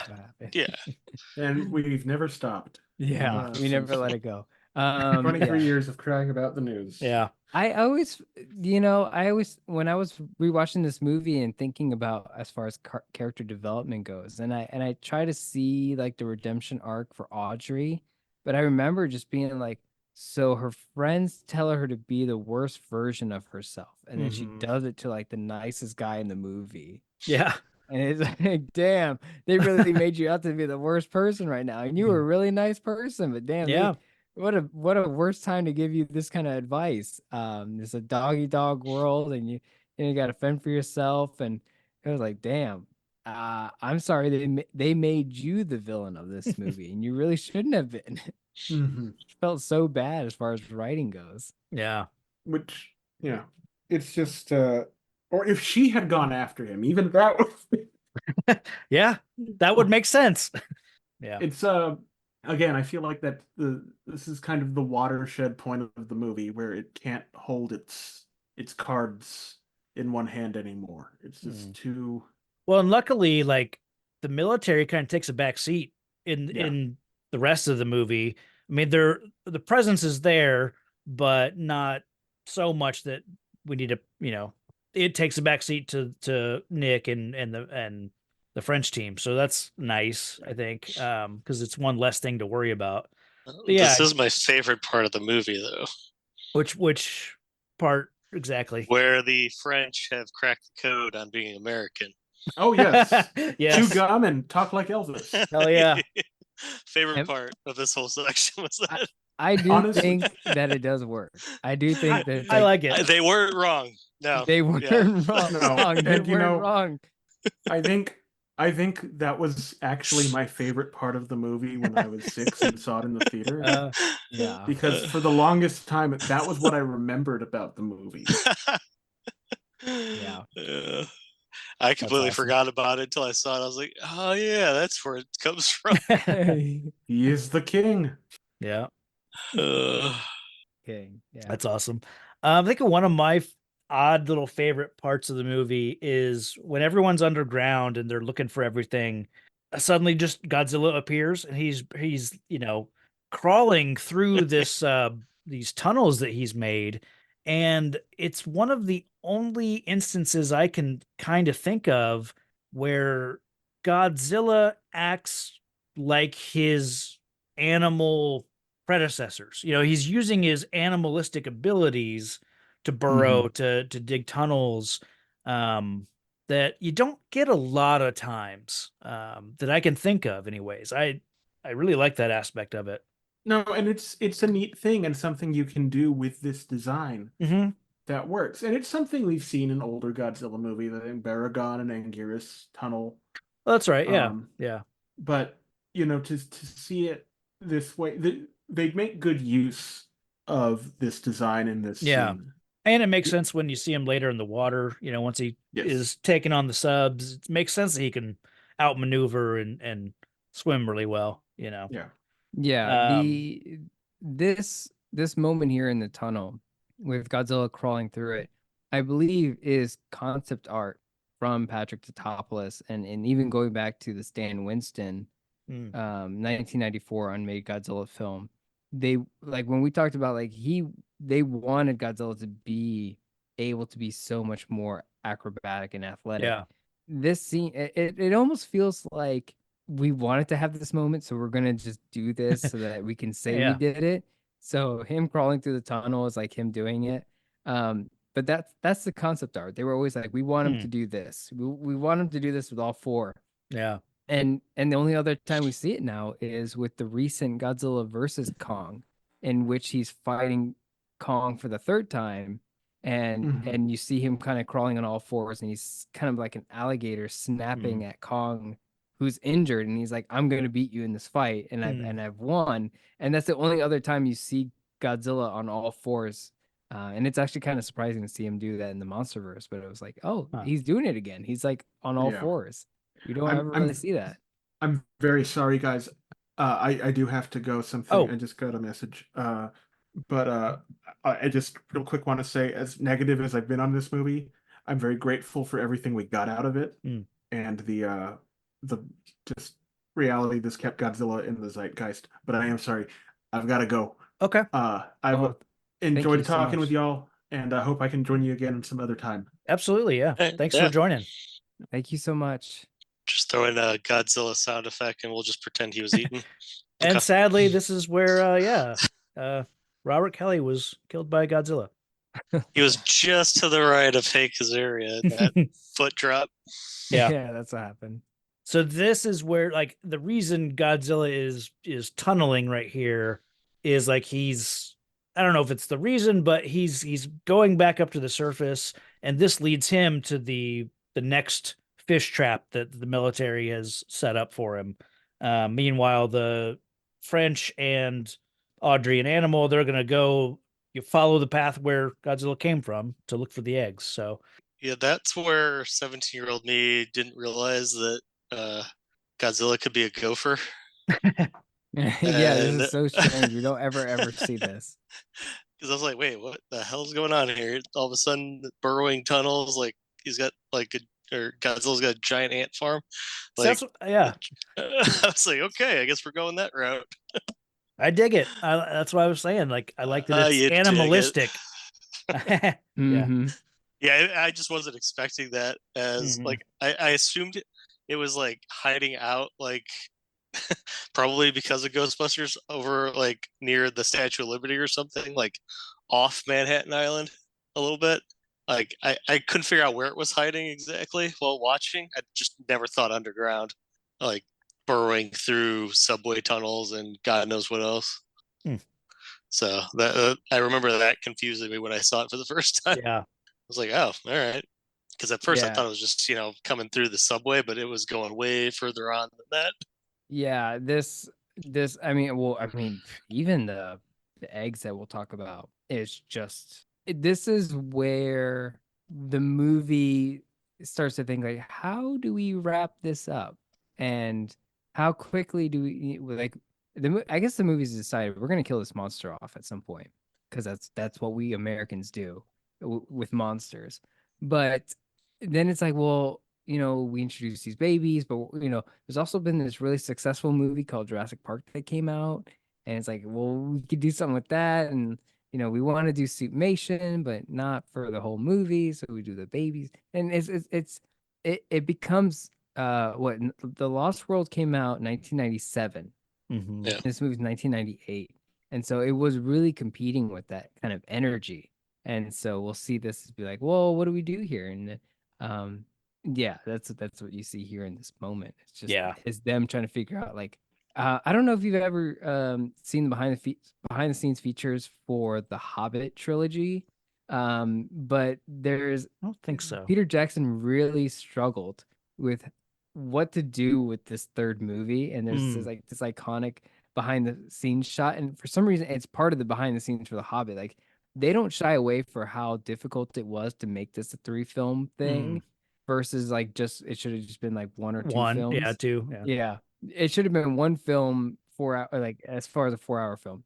And there's video of him in this behind the scenes of him just like standing in set and just like looking up, scratching his chin, and just thinking like, what do I do here? And I always think of that like this Yeah. is like one of those moments where they're just like, what do we do here? Mhm. What do we do in this moment? And that's like we did Godzilla, right? We talked about stomping through New York and like all this Jaws stuff that happened and like all this stuff that we did with Godzilla. Like we did it. We hit the checklist of what we did as far as marketing the monster.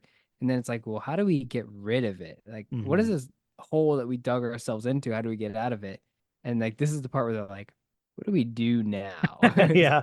I almost feel like you could the egg hunt could almost be a second movie, or the opening act of a second movie, and then you're dealing with a new Godzilla from these eggs or something. Like I don't know that I love that, Godzilla goes away and we find all these eggs. I mean, I don't know if I love that, but it's what we got.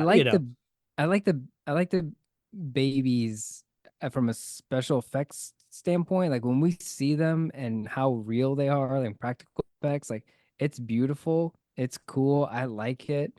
I think it could have been better and like in their purpose, because otherwise they're just like, oh, they exist, they're a threat, we kill them. Yeah. And sure, it works great for the animated series because we leave one behind to set up the franchise. Right. But I think what's missing here, and I forget who mentioned it, maybe Robert mentioned it, but it's like maybe it's not asexual, maybe it's mated with another animal. And so like maybe that animal comes in, maybe that one's the third act. Maybe it fights the other animal. Maybe I don't know, maybe it's like a praying mantis situation. I don't know. But also you have babies and eggs, and maybe it draws in another monster. Maybe another monster is digging its way in.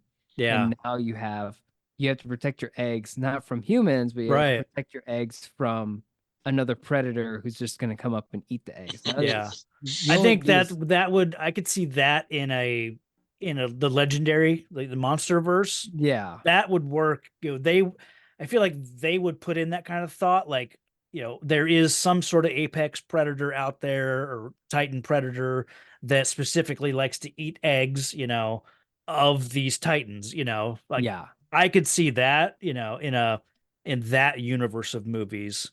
But yeah, So, all it did for me is make me think of Alien with the face hugger scene, like introduction with those eggs. It looked exactly like them, didn't it? Yeah, except gigantic. Yeah. But then I just went down a rabbit hole of thinking, man, what if a alien mated with Godzilla? What would happen? That would be amazing. Yeah. we would be messed up. Yeah. We would be so screwed. There'd be no hope. Yeah. But that's oh my gosh! Like I feel like someone on DeviantArt probably did this. Oh, probably. I've seen xenomorph T-Rexes before. I don't think I've seen a xenomorph Godzilla. You know what? I'm looking at it, and it just looks like 90s Godzilla stuff to me, right? It just aliens are very 90s Godzilla, and then I'm looking at it now. I'm like, you know what? That just looks. I feel like almost this Godzilla would have just been that. Yeah, kind of. Yeah, they look similar. The like spines on the back. Yeah, that's what they did. Okay, the long tail. You just have acid spit instead of, atomic acid breath. There we go. Speaking of atomic breath, let him do it. Patrick's got it. He understands it. I was going through my notes and I did see, Mark, you were right. There was an atomic breath sequence in that initial fish trap chase sequence. Yeah, I missed it in my where it was in my notes, but yeah. So I think watching it 2 days ago, I finally accepted what it was. Yeah.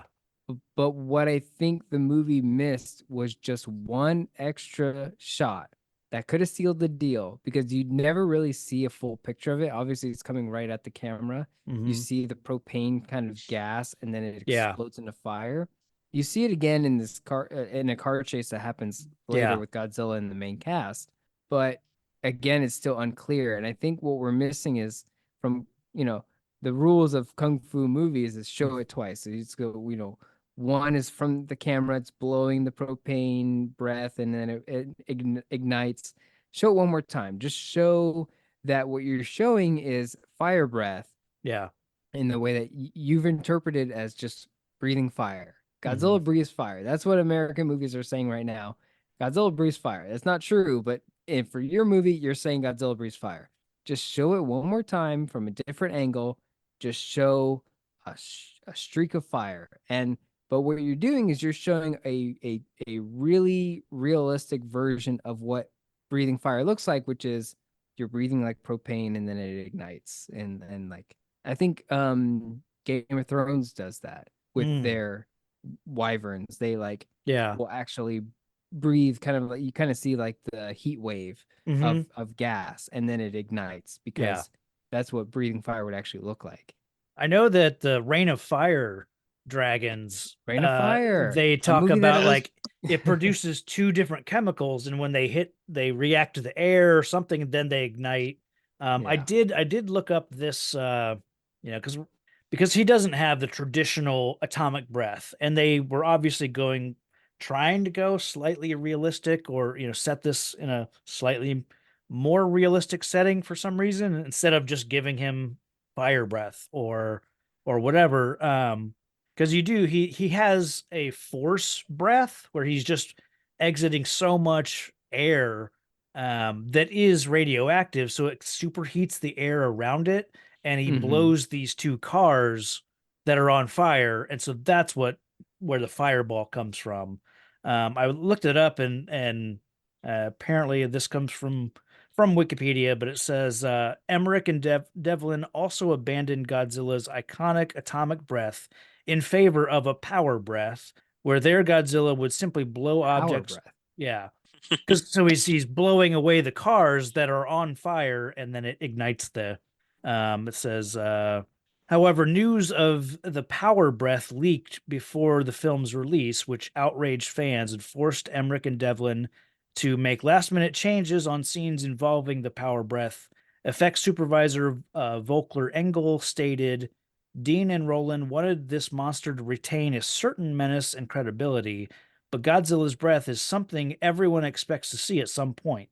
So they came up with instances in which you would see something like the old breath, but with a kind of logic applied to it. We make the assumption that something in his breath, when it comes in contact with flame, causes combustive ignition. So you get this flamethrower effect which causes everything to ignite. So I'm I didn't fine get that with from it. the movie. I didn't get it from the movie. Right. So they're worried about atomic breath on Right. a lizard that is the size of the Chrysler building because it's too unrealistic. Right. Is that okay? Just making sure I followed. Yeah. Yeah, and they also said in that quote, we knew that everyone wanted to see it, so we said we didn't want to show it. Right. That's people are buying movie tickets to see it, and you're saying we knew everyone expected it, but we wanted to not do it. Yeah. I wish they would have just done it, just let them have atomic breath, and but whatever. Let's see. So yeah, we've got the garden is filling up with like these raptor creatures, and it's a fun enough bit. The whole sequence, it goes on a little too long for me, I think.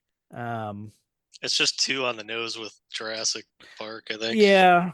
It's definitely generated some eye rolls.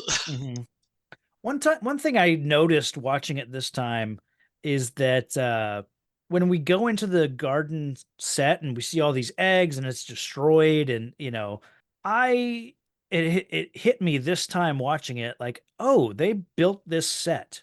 Like, for some reason, I've never considered the fact that like I just buy into it. Like when I'm seeing all these eggs and they're walking around it just never feels like they're on a soundstage. Like for some reason, it's one of those moments where movie magic works on me, and I just fully buy into like this idea that they're in this giant arena, and it's full of eggs, and I don't know, just made me like step back and say, oh yeah, this was a constructed set, but I'd totally buy it every time.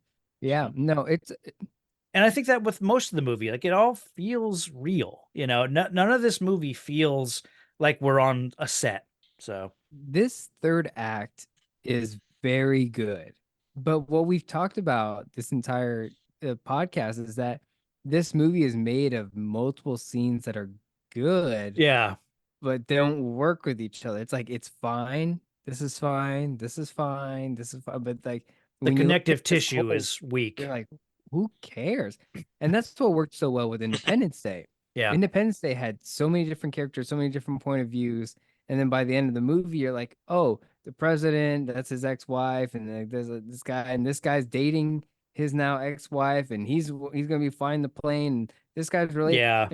And so Independence Day worked because it was like trying to show a global scale of alien invasion, and we know. But if you were to take every single one of those people and just make a movie out of just their scenes, it's like a 30-minute episode for each person about what's happening. Yeah. And Roland Emmerich, he just doesn't know how to like get a character to like be a development throughout the entire movie. And that's what we see with Yamazaki with Godzilla -1 is he takes a character, puts him on a tugboat, puts him in the face of Godzilla and all this stuff. And in this movie, Roland Emmerich, he has a scene with tugboats being attacked by Godzilla, and the main character's not on it because he's like, I don't know how to bring that character there and bring that character here. And that's his problem is like, these are such segmented moments that are like cool in their own way. Like this is a 1998 movie about these raptors in this arena, and there's so many like just god awful sci-fi originals, like of Sharktopus, Sharknado, the what is the Velocipaster? Oh, Velocipaster, yeah. Yeah. Movies like that where it's just like we have these weird dinosaur sci-fi movies of people getting killed and eaten like this, and none of them have the production value of this moment here, which is like it's very good, but this isn't a Godzilla movie anymore. This is Jurassic Park: The Lost World. This is a totally different movie. It's nice, but damn, that where's Godzilla? It's not here. It just doesn't work for the Godzilla movie. It works by itself. Yeah. Right. Yeah. No, it has some good suspense and terror, I think, for it at parts. I especially love, once the two teams, all the French are killed off, like I like how they do that. But then we get the two teams merged together and we're one team now and they're on the run. And I like that they're now trapped in this building. And I absolutely love when they get to the broadcast booth and it's up to them to get the word out, and they've got to get a signal to the outside. And, luckily we do have, people with experience in this realm of broadcast, so they know how to get a signal out. So we can rely on their know-how, and, Audrey does it the way, a broadcast or a journalist would. She interviews the doctor and says, tell us what's happening with these creatures and what we can expect if they get out. So I love that they use, that comes together, and it ends up being one of my favorite sequences in the movie, just them getting out this message. Yes. Yeah, this becomes a redemption for Audrey's character. Yes. Which is Absolutely great to see. And in doing so, it redeems Nick, because she flat out says, so I guess your theory about the nesting was correct, so it redeems him in the eyes of the military, it redeems her in his eyes. And it's a great sacrifice moment, because their plan is to bomb this building, and there's a good chance we won't get out, because we're trapped in here now. So strong scene. Yeah, a really strong scene. It had this whole scene. It's been great exploring these levels of the garden. There's almost we said Alien, but there's also like a zombie movie here too, right? Like there's at this time, like Resident Evil had come out, the Biohazard franchise. And so Resident Evil 2 and 3 like take place in Raccoon City. and like it has that appeal, right? Like it has like that aesthetic of like we're gonna get through Yeah. like these different levels, and we have to like board up the doors, and there's all this stuff, and like get in this elevator and get to this point of this broadcasting room, and with John Renault's character like Yeah. looking through the blinds, and like the dinosaur, or I'm sorry, the Godzilla juniors are like staring through the window and stuff. Like Yeah. it has like big zombie movie energy, which works really well. I don't know that Roland Emmerich ever directed a zombie movie, but he could probably knock it out because there's so many Yeah. characters in zombie movies that have different point of views that could work out in that way.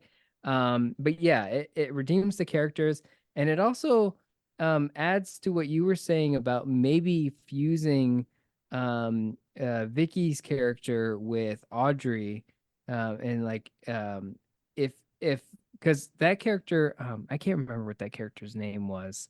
Elsie. Yeah, Dr. Elsie Chapman is also at this time trying to tell them like Nick got The nest was fired, real. Yeah. and she's like, I'm gonna try to like champion for you and be like, we have to destroy this, and like it's unsuccessful. Yeah. But if she was the same character and we kind of merged it, and she got fired too, and she was like, well, I'm gonna, since I'm part of like Greenpeace or whatever because like Vince Vaughn's character in Lost Worlds was part Yeah. of Greenpeace, and he could they just steal that, right? And I just think like, of him when I think of Animal, like he's the videographer, you know, it's like, yes, and maybe that's maybe that's why I want that to be the way this movie goes. But then it's like Jurassic Park just did it. So maybe that isn't the way they should do it, but yeah.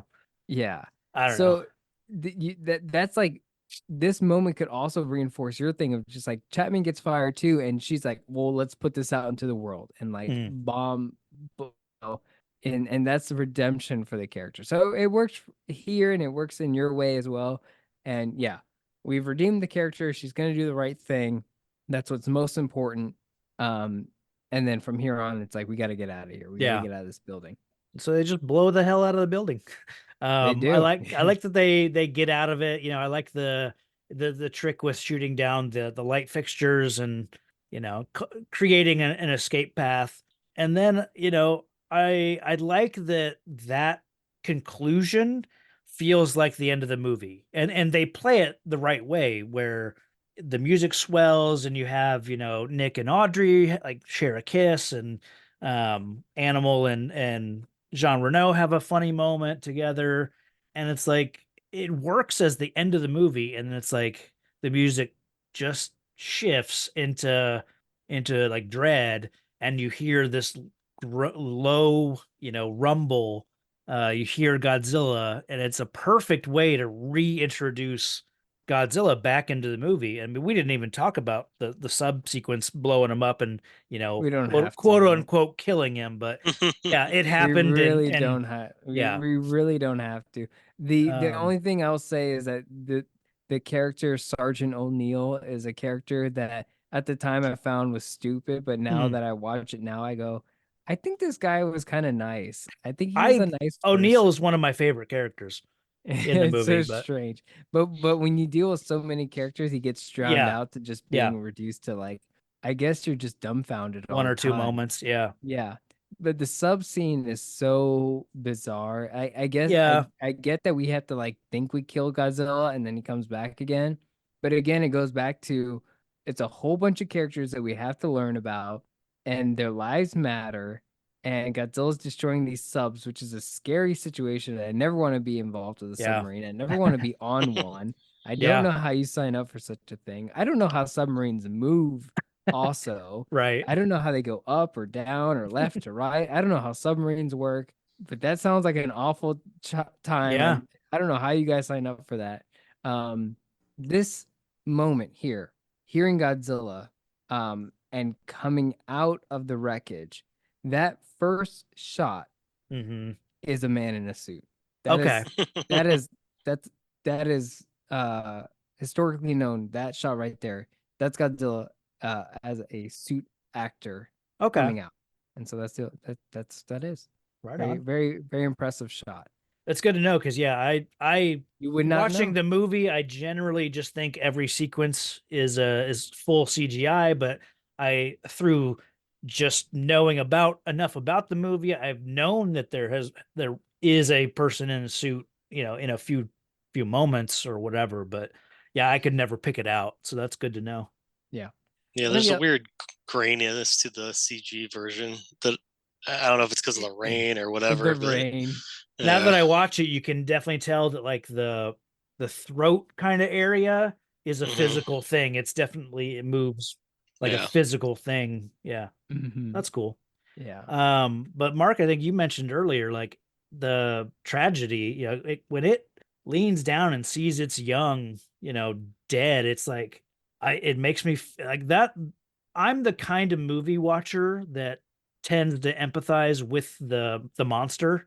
So I feel for Godzilla in this moment, it's one of those things where it's like I generally want the monster to win, I'd love for there to be a Godzilla alive at the end of this movie, and that's just the type of movie watcher I tend to be when monsters or animals like this are involved. So Yeah, this is where the movie will stop being a Jurassic Park movie and start being a King Kong movie. Where yeah, if you remember, King Kong will start to have like a vendetta against the human characters. yeah, Like, no, like I wanted Beast, yeah, but no, you're that's the good. other mate, and it's like I like her and I don't like you, so I'm Yeah, mad at you.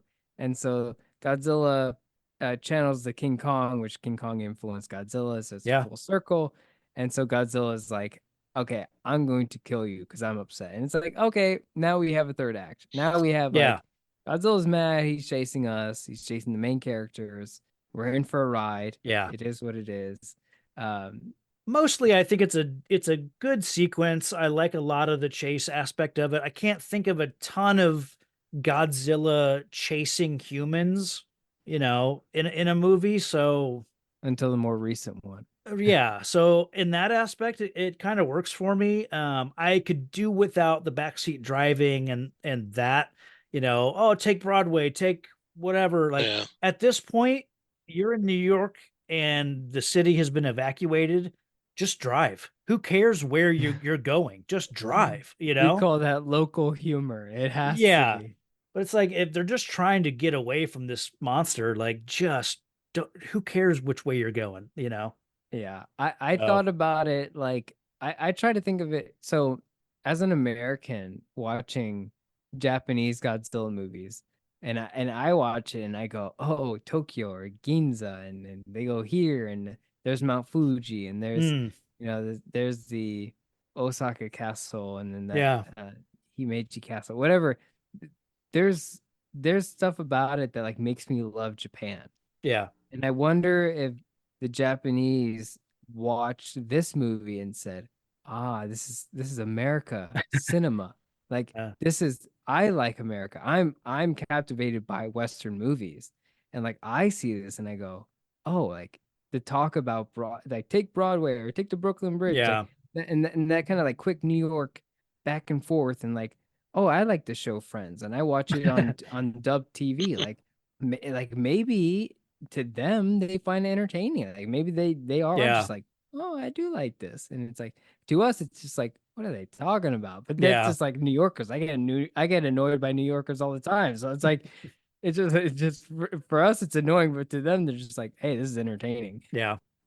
Yeah, I thoroughly enjoyed how empty the streets were in New York as well. Yeah, that's what they're There's like saying. 5 cars sprinkled out on the bridges and streets to make it Yeah. look like. But if Manhattan was evacuating, there'd be like crap everywhere. Yeah. Yeah. Which I think we keep saying it, but the Independence Day does a good job of Mm, cluttering up the streets with evacuations and stuff Yeah. like that. Whereas this, it's like, okay, 5 feet, put a car. Okay, another 10 feet, put another car. Like, or just have it a completely empty street. Whatever. Yeah.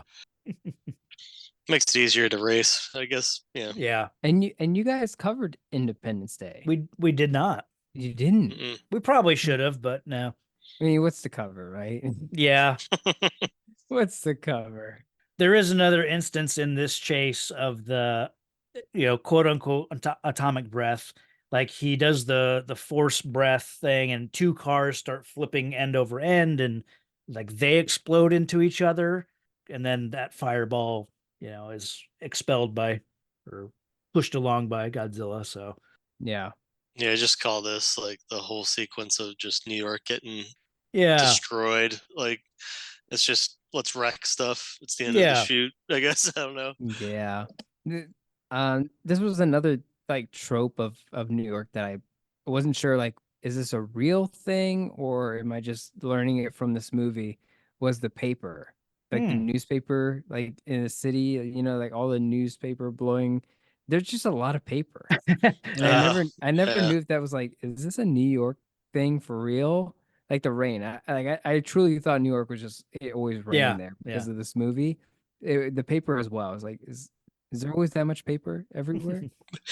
It probably is in every I'll call city set in Hollywood.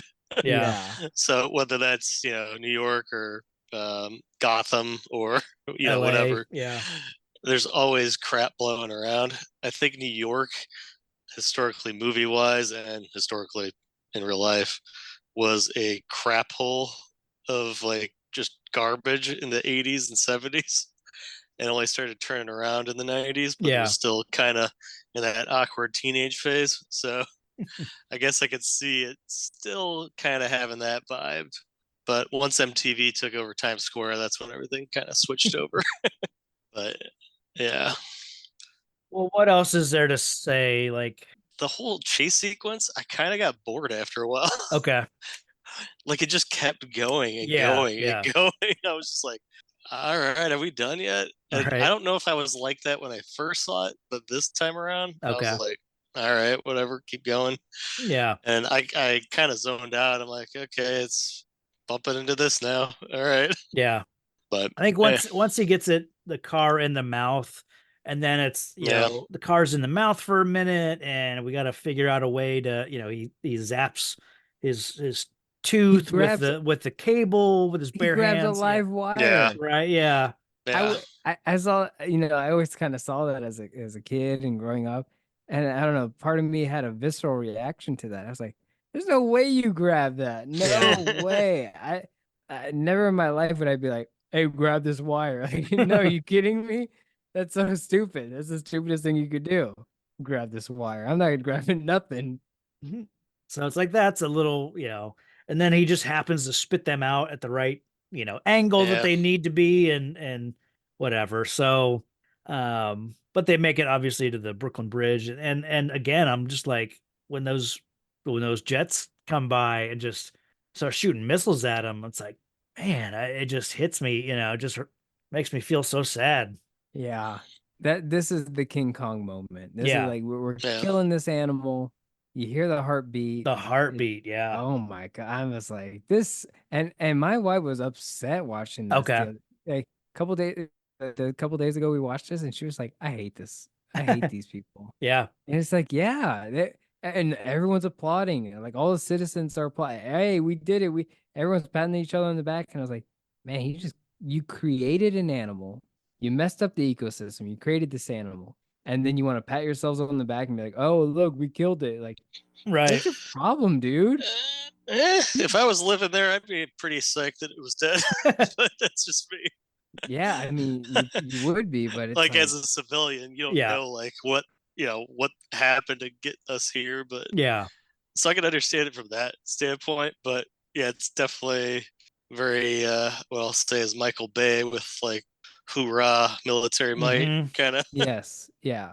When we talk about cinematic stories and what movies are supposed to do, it's like this is where I thought Jean Reno's character and the French government should have had some sort of consequence of being like, you don't just get to create a monster and then kill it and be like, thank you for your help. It's like, no, I think you need consequences. Like you should never mess around with nuclear weapons and like just experiment on the earth because you created this monster and we had to kill it and it's sad and it's dying and it's like, that's so messed up, dude. You go, Yeah. oh yeah, thank you later. Like, no.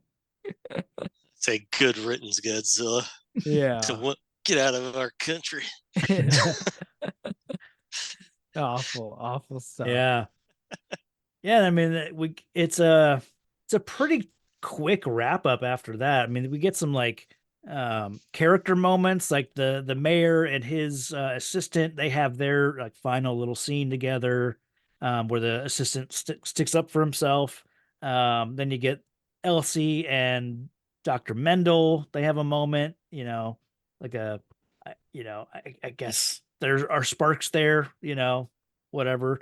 The one that always gets me is when Hicks, who's the colonel, is on the radio with O'Neill, and he's like, "That's one hell of a job, soldier." It's very like it's very much like a dad telling his son that he loves him. Like, it's for some reason it feels like that moment has a lot more weight to it than I don't know why it seems so. It should have had, yeah. I'm glad the scene exists because Yeah. that character did deserve a little something. Yeah. Yeah. And then you get Audrey telling off her boss, Cayman, that I think is needs to be there, but I mean, it's really just that's kind of it. Everyone kind of walks off, and you get some moments with about the the Jean Reno calls Nick, which I don't remember establishing that Nick had a cell phone at any point. So I don't know what. Good call. Yeah. Yeah, because he's in the Square Garden and he's like, "What's the number? 555-7706." And it's like it doesn't work, so then he uses the payphone. Right? Oh, so he did try to use that phone then. Yeah. Okay. Yeah. Okay. I didn't even think about that. Yeah. And classic premature celebration as usual, Uh-huh. Yeah. because you got to have that sequel. So, Yeah. I'm glad that I thought the egg scene was at post credit. Right. And maybe I'm just like trauma, like this is how I'm conditioned now to think. probably. It is exactly the egg that. scene is before Yeah. the credits, and it's like, oh, thank you, Yeah. because I would not have waited. We weren't doing post credits back then. Yeah, we weren't doing that. Such a promise for for more, which I guess they delivered with the animated series. So that is Godzilla 98. What is this? The 1966, The Silencers was the first one to do a post credit. Okay. Scene. Nice. Oh, I know wonderful. I know Masters of the Universe did one with Skeletor. Yeah. Mm-hmm. Okay. Mm. Nice. Yeah, we didn't need that for this. Just No. go ahead and show us. Yeah. Best But post yeah. credit was what was it? The Hangover. That was probably my favorite post credits. Like What's that one? Where they show you the pictures from their Okay. adventures in Vegas. They roll the credits yes. and then go straight into the pictures. Okay. Yeah. I don't know if that's technically post credits. It's like during the credits, but mid credits probably. Yeah. But that is a good one to see those photos finally. Yeah, that's my favorite execution of that kind of gimmick. Yeah. It also really tells the story of Doug, who they've been looking for, and then you kind of see it in the pictures of like, oh yeah, where was he? Because he was like in all these photos, so you kind of see like you start put it tells another story. So yeah, different movie for another time. But yeah, you're right. Yeah. That is good use.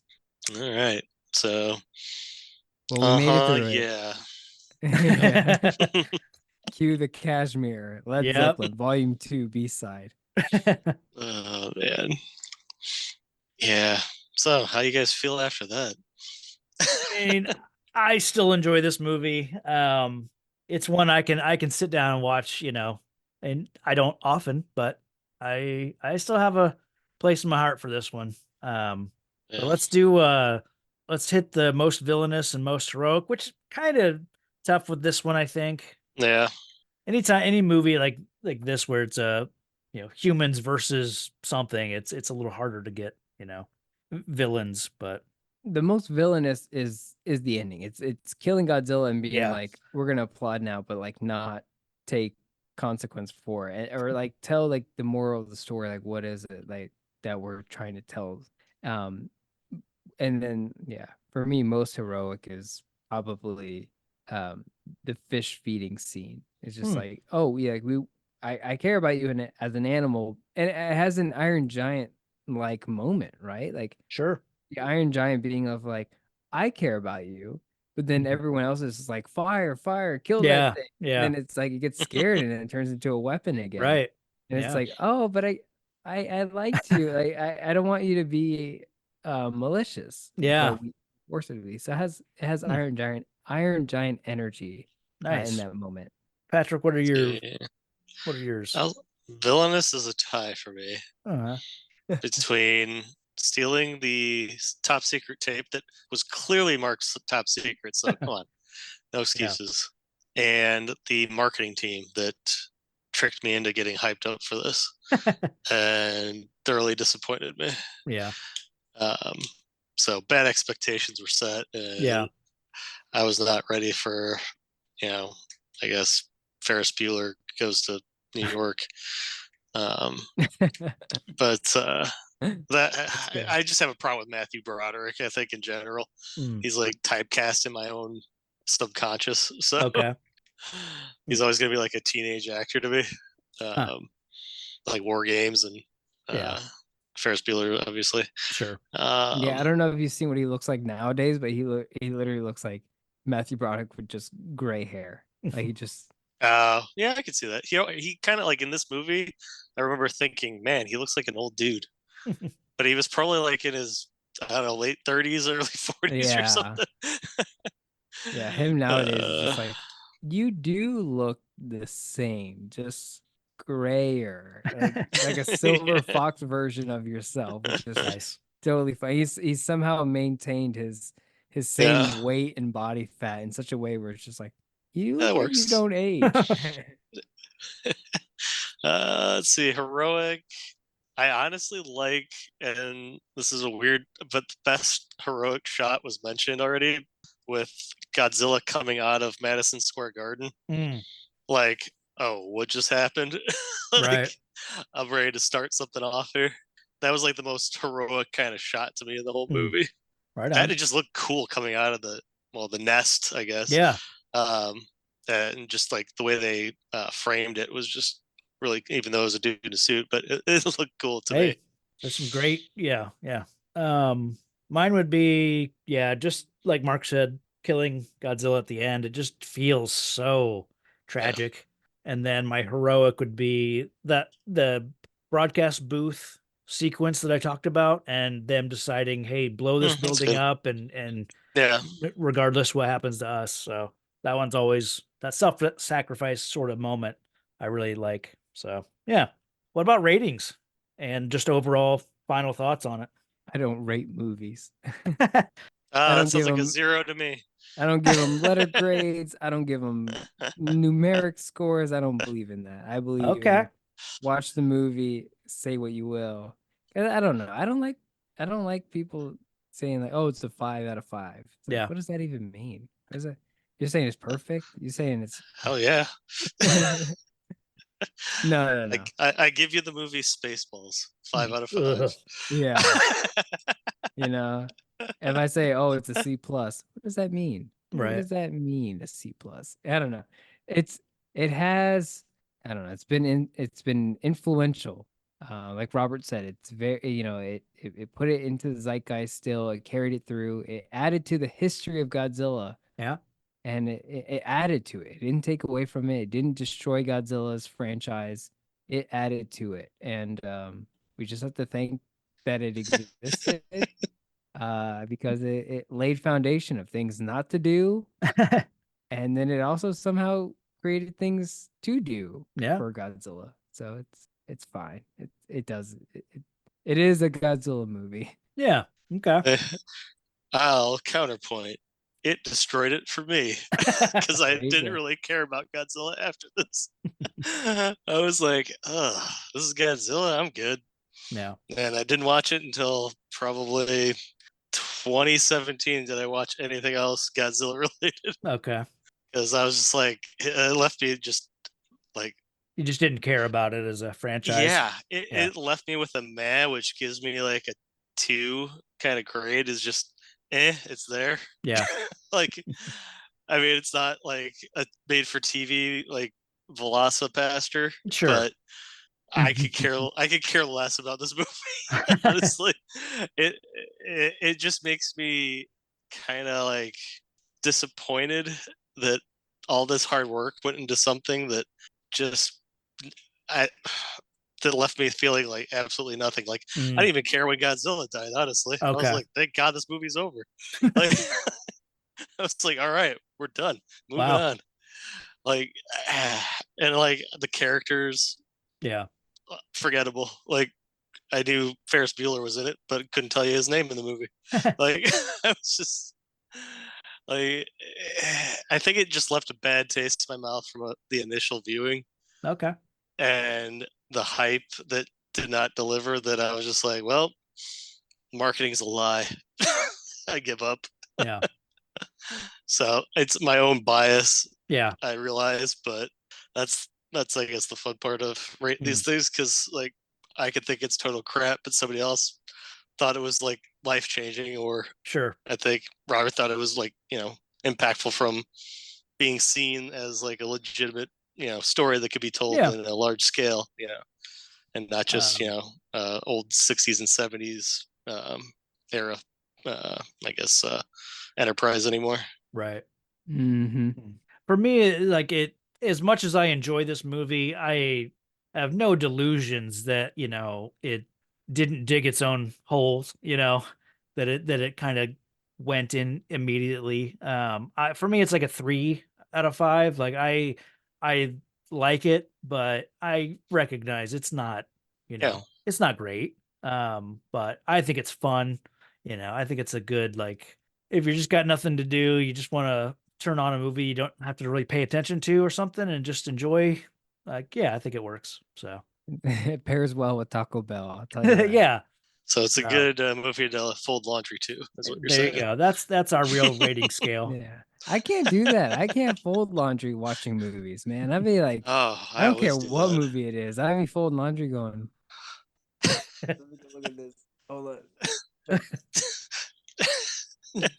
I'm not saying I got the best fold, but Yeah. I like have to I have to really believe I'm folding this correctly. And then when I look down and I go, that's good enough. I'll just put it down. that's right. All right. Well, So, yeah. yeah. Mark, what do you got coming up and going on, and where are you at in the world? Well, I wish I had a Godzilla related thing to plug like Robert did, but I do a movies by minute podcast about DC superheroes, and so I do DC Cinematic Minute. Still doing Zack Snyder's Justice League. I don't know when this is coming out, but we're well Pretty over soon. Yeah. Oh, okay, well we're at the 200-minute mark. I've never done a movie. Oh. I've never done a movie that's more than 200 minutes. I think Dawn of Justice was 183. Yeah. But Zack Snyder's Justice League is beyond that. So right now we're at 200 minutes plus, and so we're currently recording and releasing episodes about that. We're in that part 6. The Justice League is in Prajorna. They're fighting Steppenwolf. They're trying to Nice. disrupt the mother boxes, all that fun stuff. I love talking lore in movies, so I love any I love comic book movies because they love to create lore and play around with it. So that's what I'm doing. So that's DC Cinematic Minute. That's what I'm currently working on. So it's a lot of fun, and I definitely invite everyone to check it out. Right on. See, Links will be in the show notes. It's things like that really sheds a light. Everyone says that millennials and Gen Z don't have attention spans, but could you watch Zack Snyder 1 minute at a time over the course of God knows how long? Yeah, that is attention right there to detail. Oh, thank you so much. Takes a lot of caffeine and Adderall to do it. You're a better man than me. I don't think I'd have I just need to watch it. I can't go 1 minute at a time. Yeah. But it is awesome to have that for commutes and stuff, like where you get to listen to people talk about things that you never would have thought about in a million years, like because you're not watching it a minute at a time. So it's a cool format. Yeah, I'm speaking of that. Like, I've got my now that we're back, I'm getting my other show back into production, doing Robin Hood, Prince of Thieves 1 minute at a time, and so I'm getting that back going again, and now that we're back at recording, so I'm excited that that'll come out. Not sure when yet, but I'm working on it again. So but yeah, hopefully, I know we were gone for several months, so hopefully people have are listening to this again. But I guess next we'll be back to our schedule, which would be Star Trek Insurrection, I believe. Yes, wow. sir. Wow. So that'll Good, close good. out 1998. So yeah, we'll be back with that, in a few weeks, I guess. So anything else, Patrick? No, just gonna lay a few eggs and stomp around. Well, until then, stay safe out there, citizens. Thanks for listening to the podcast. Find the show on Facebook and Twitter at Real Comic Heroes. All music and audio are the property of their respective creators.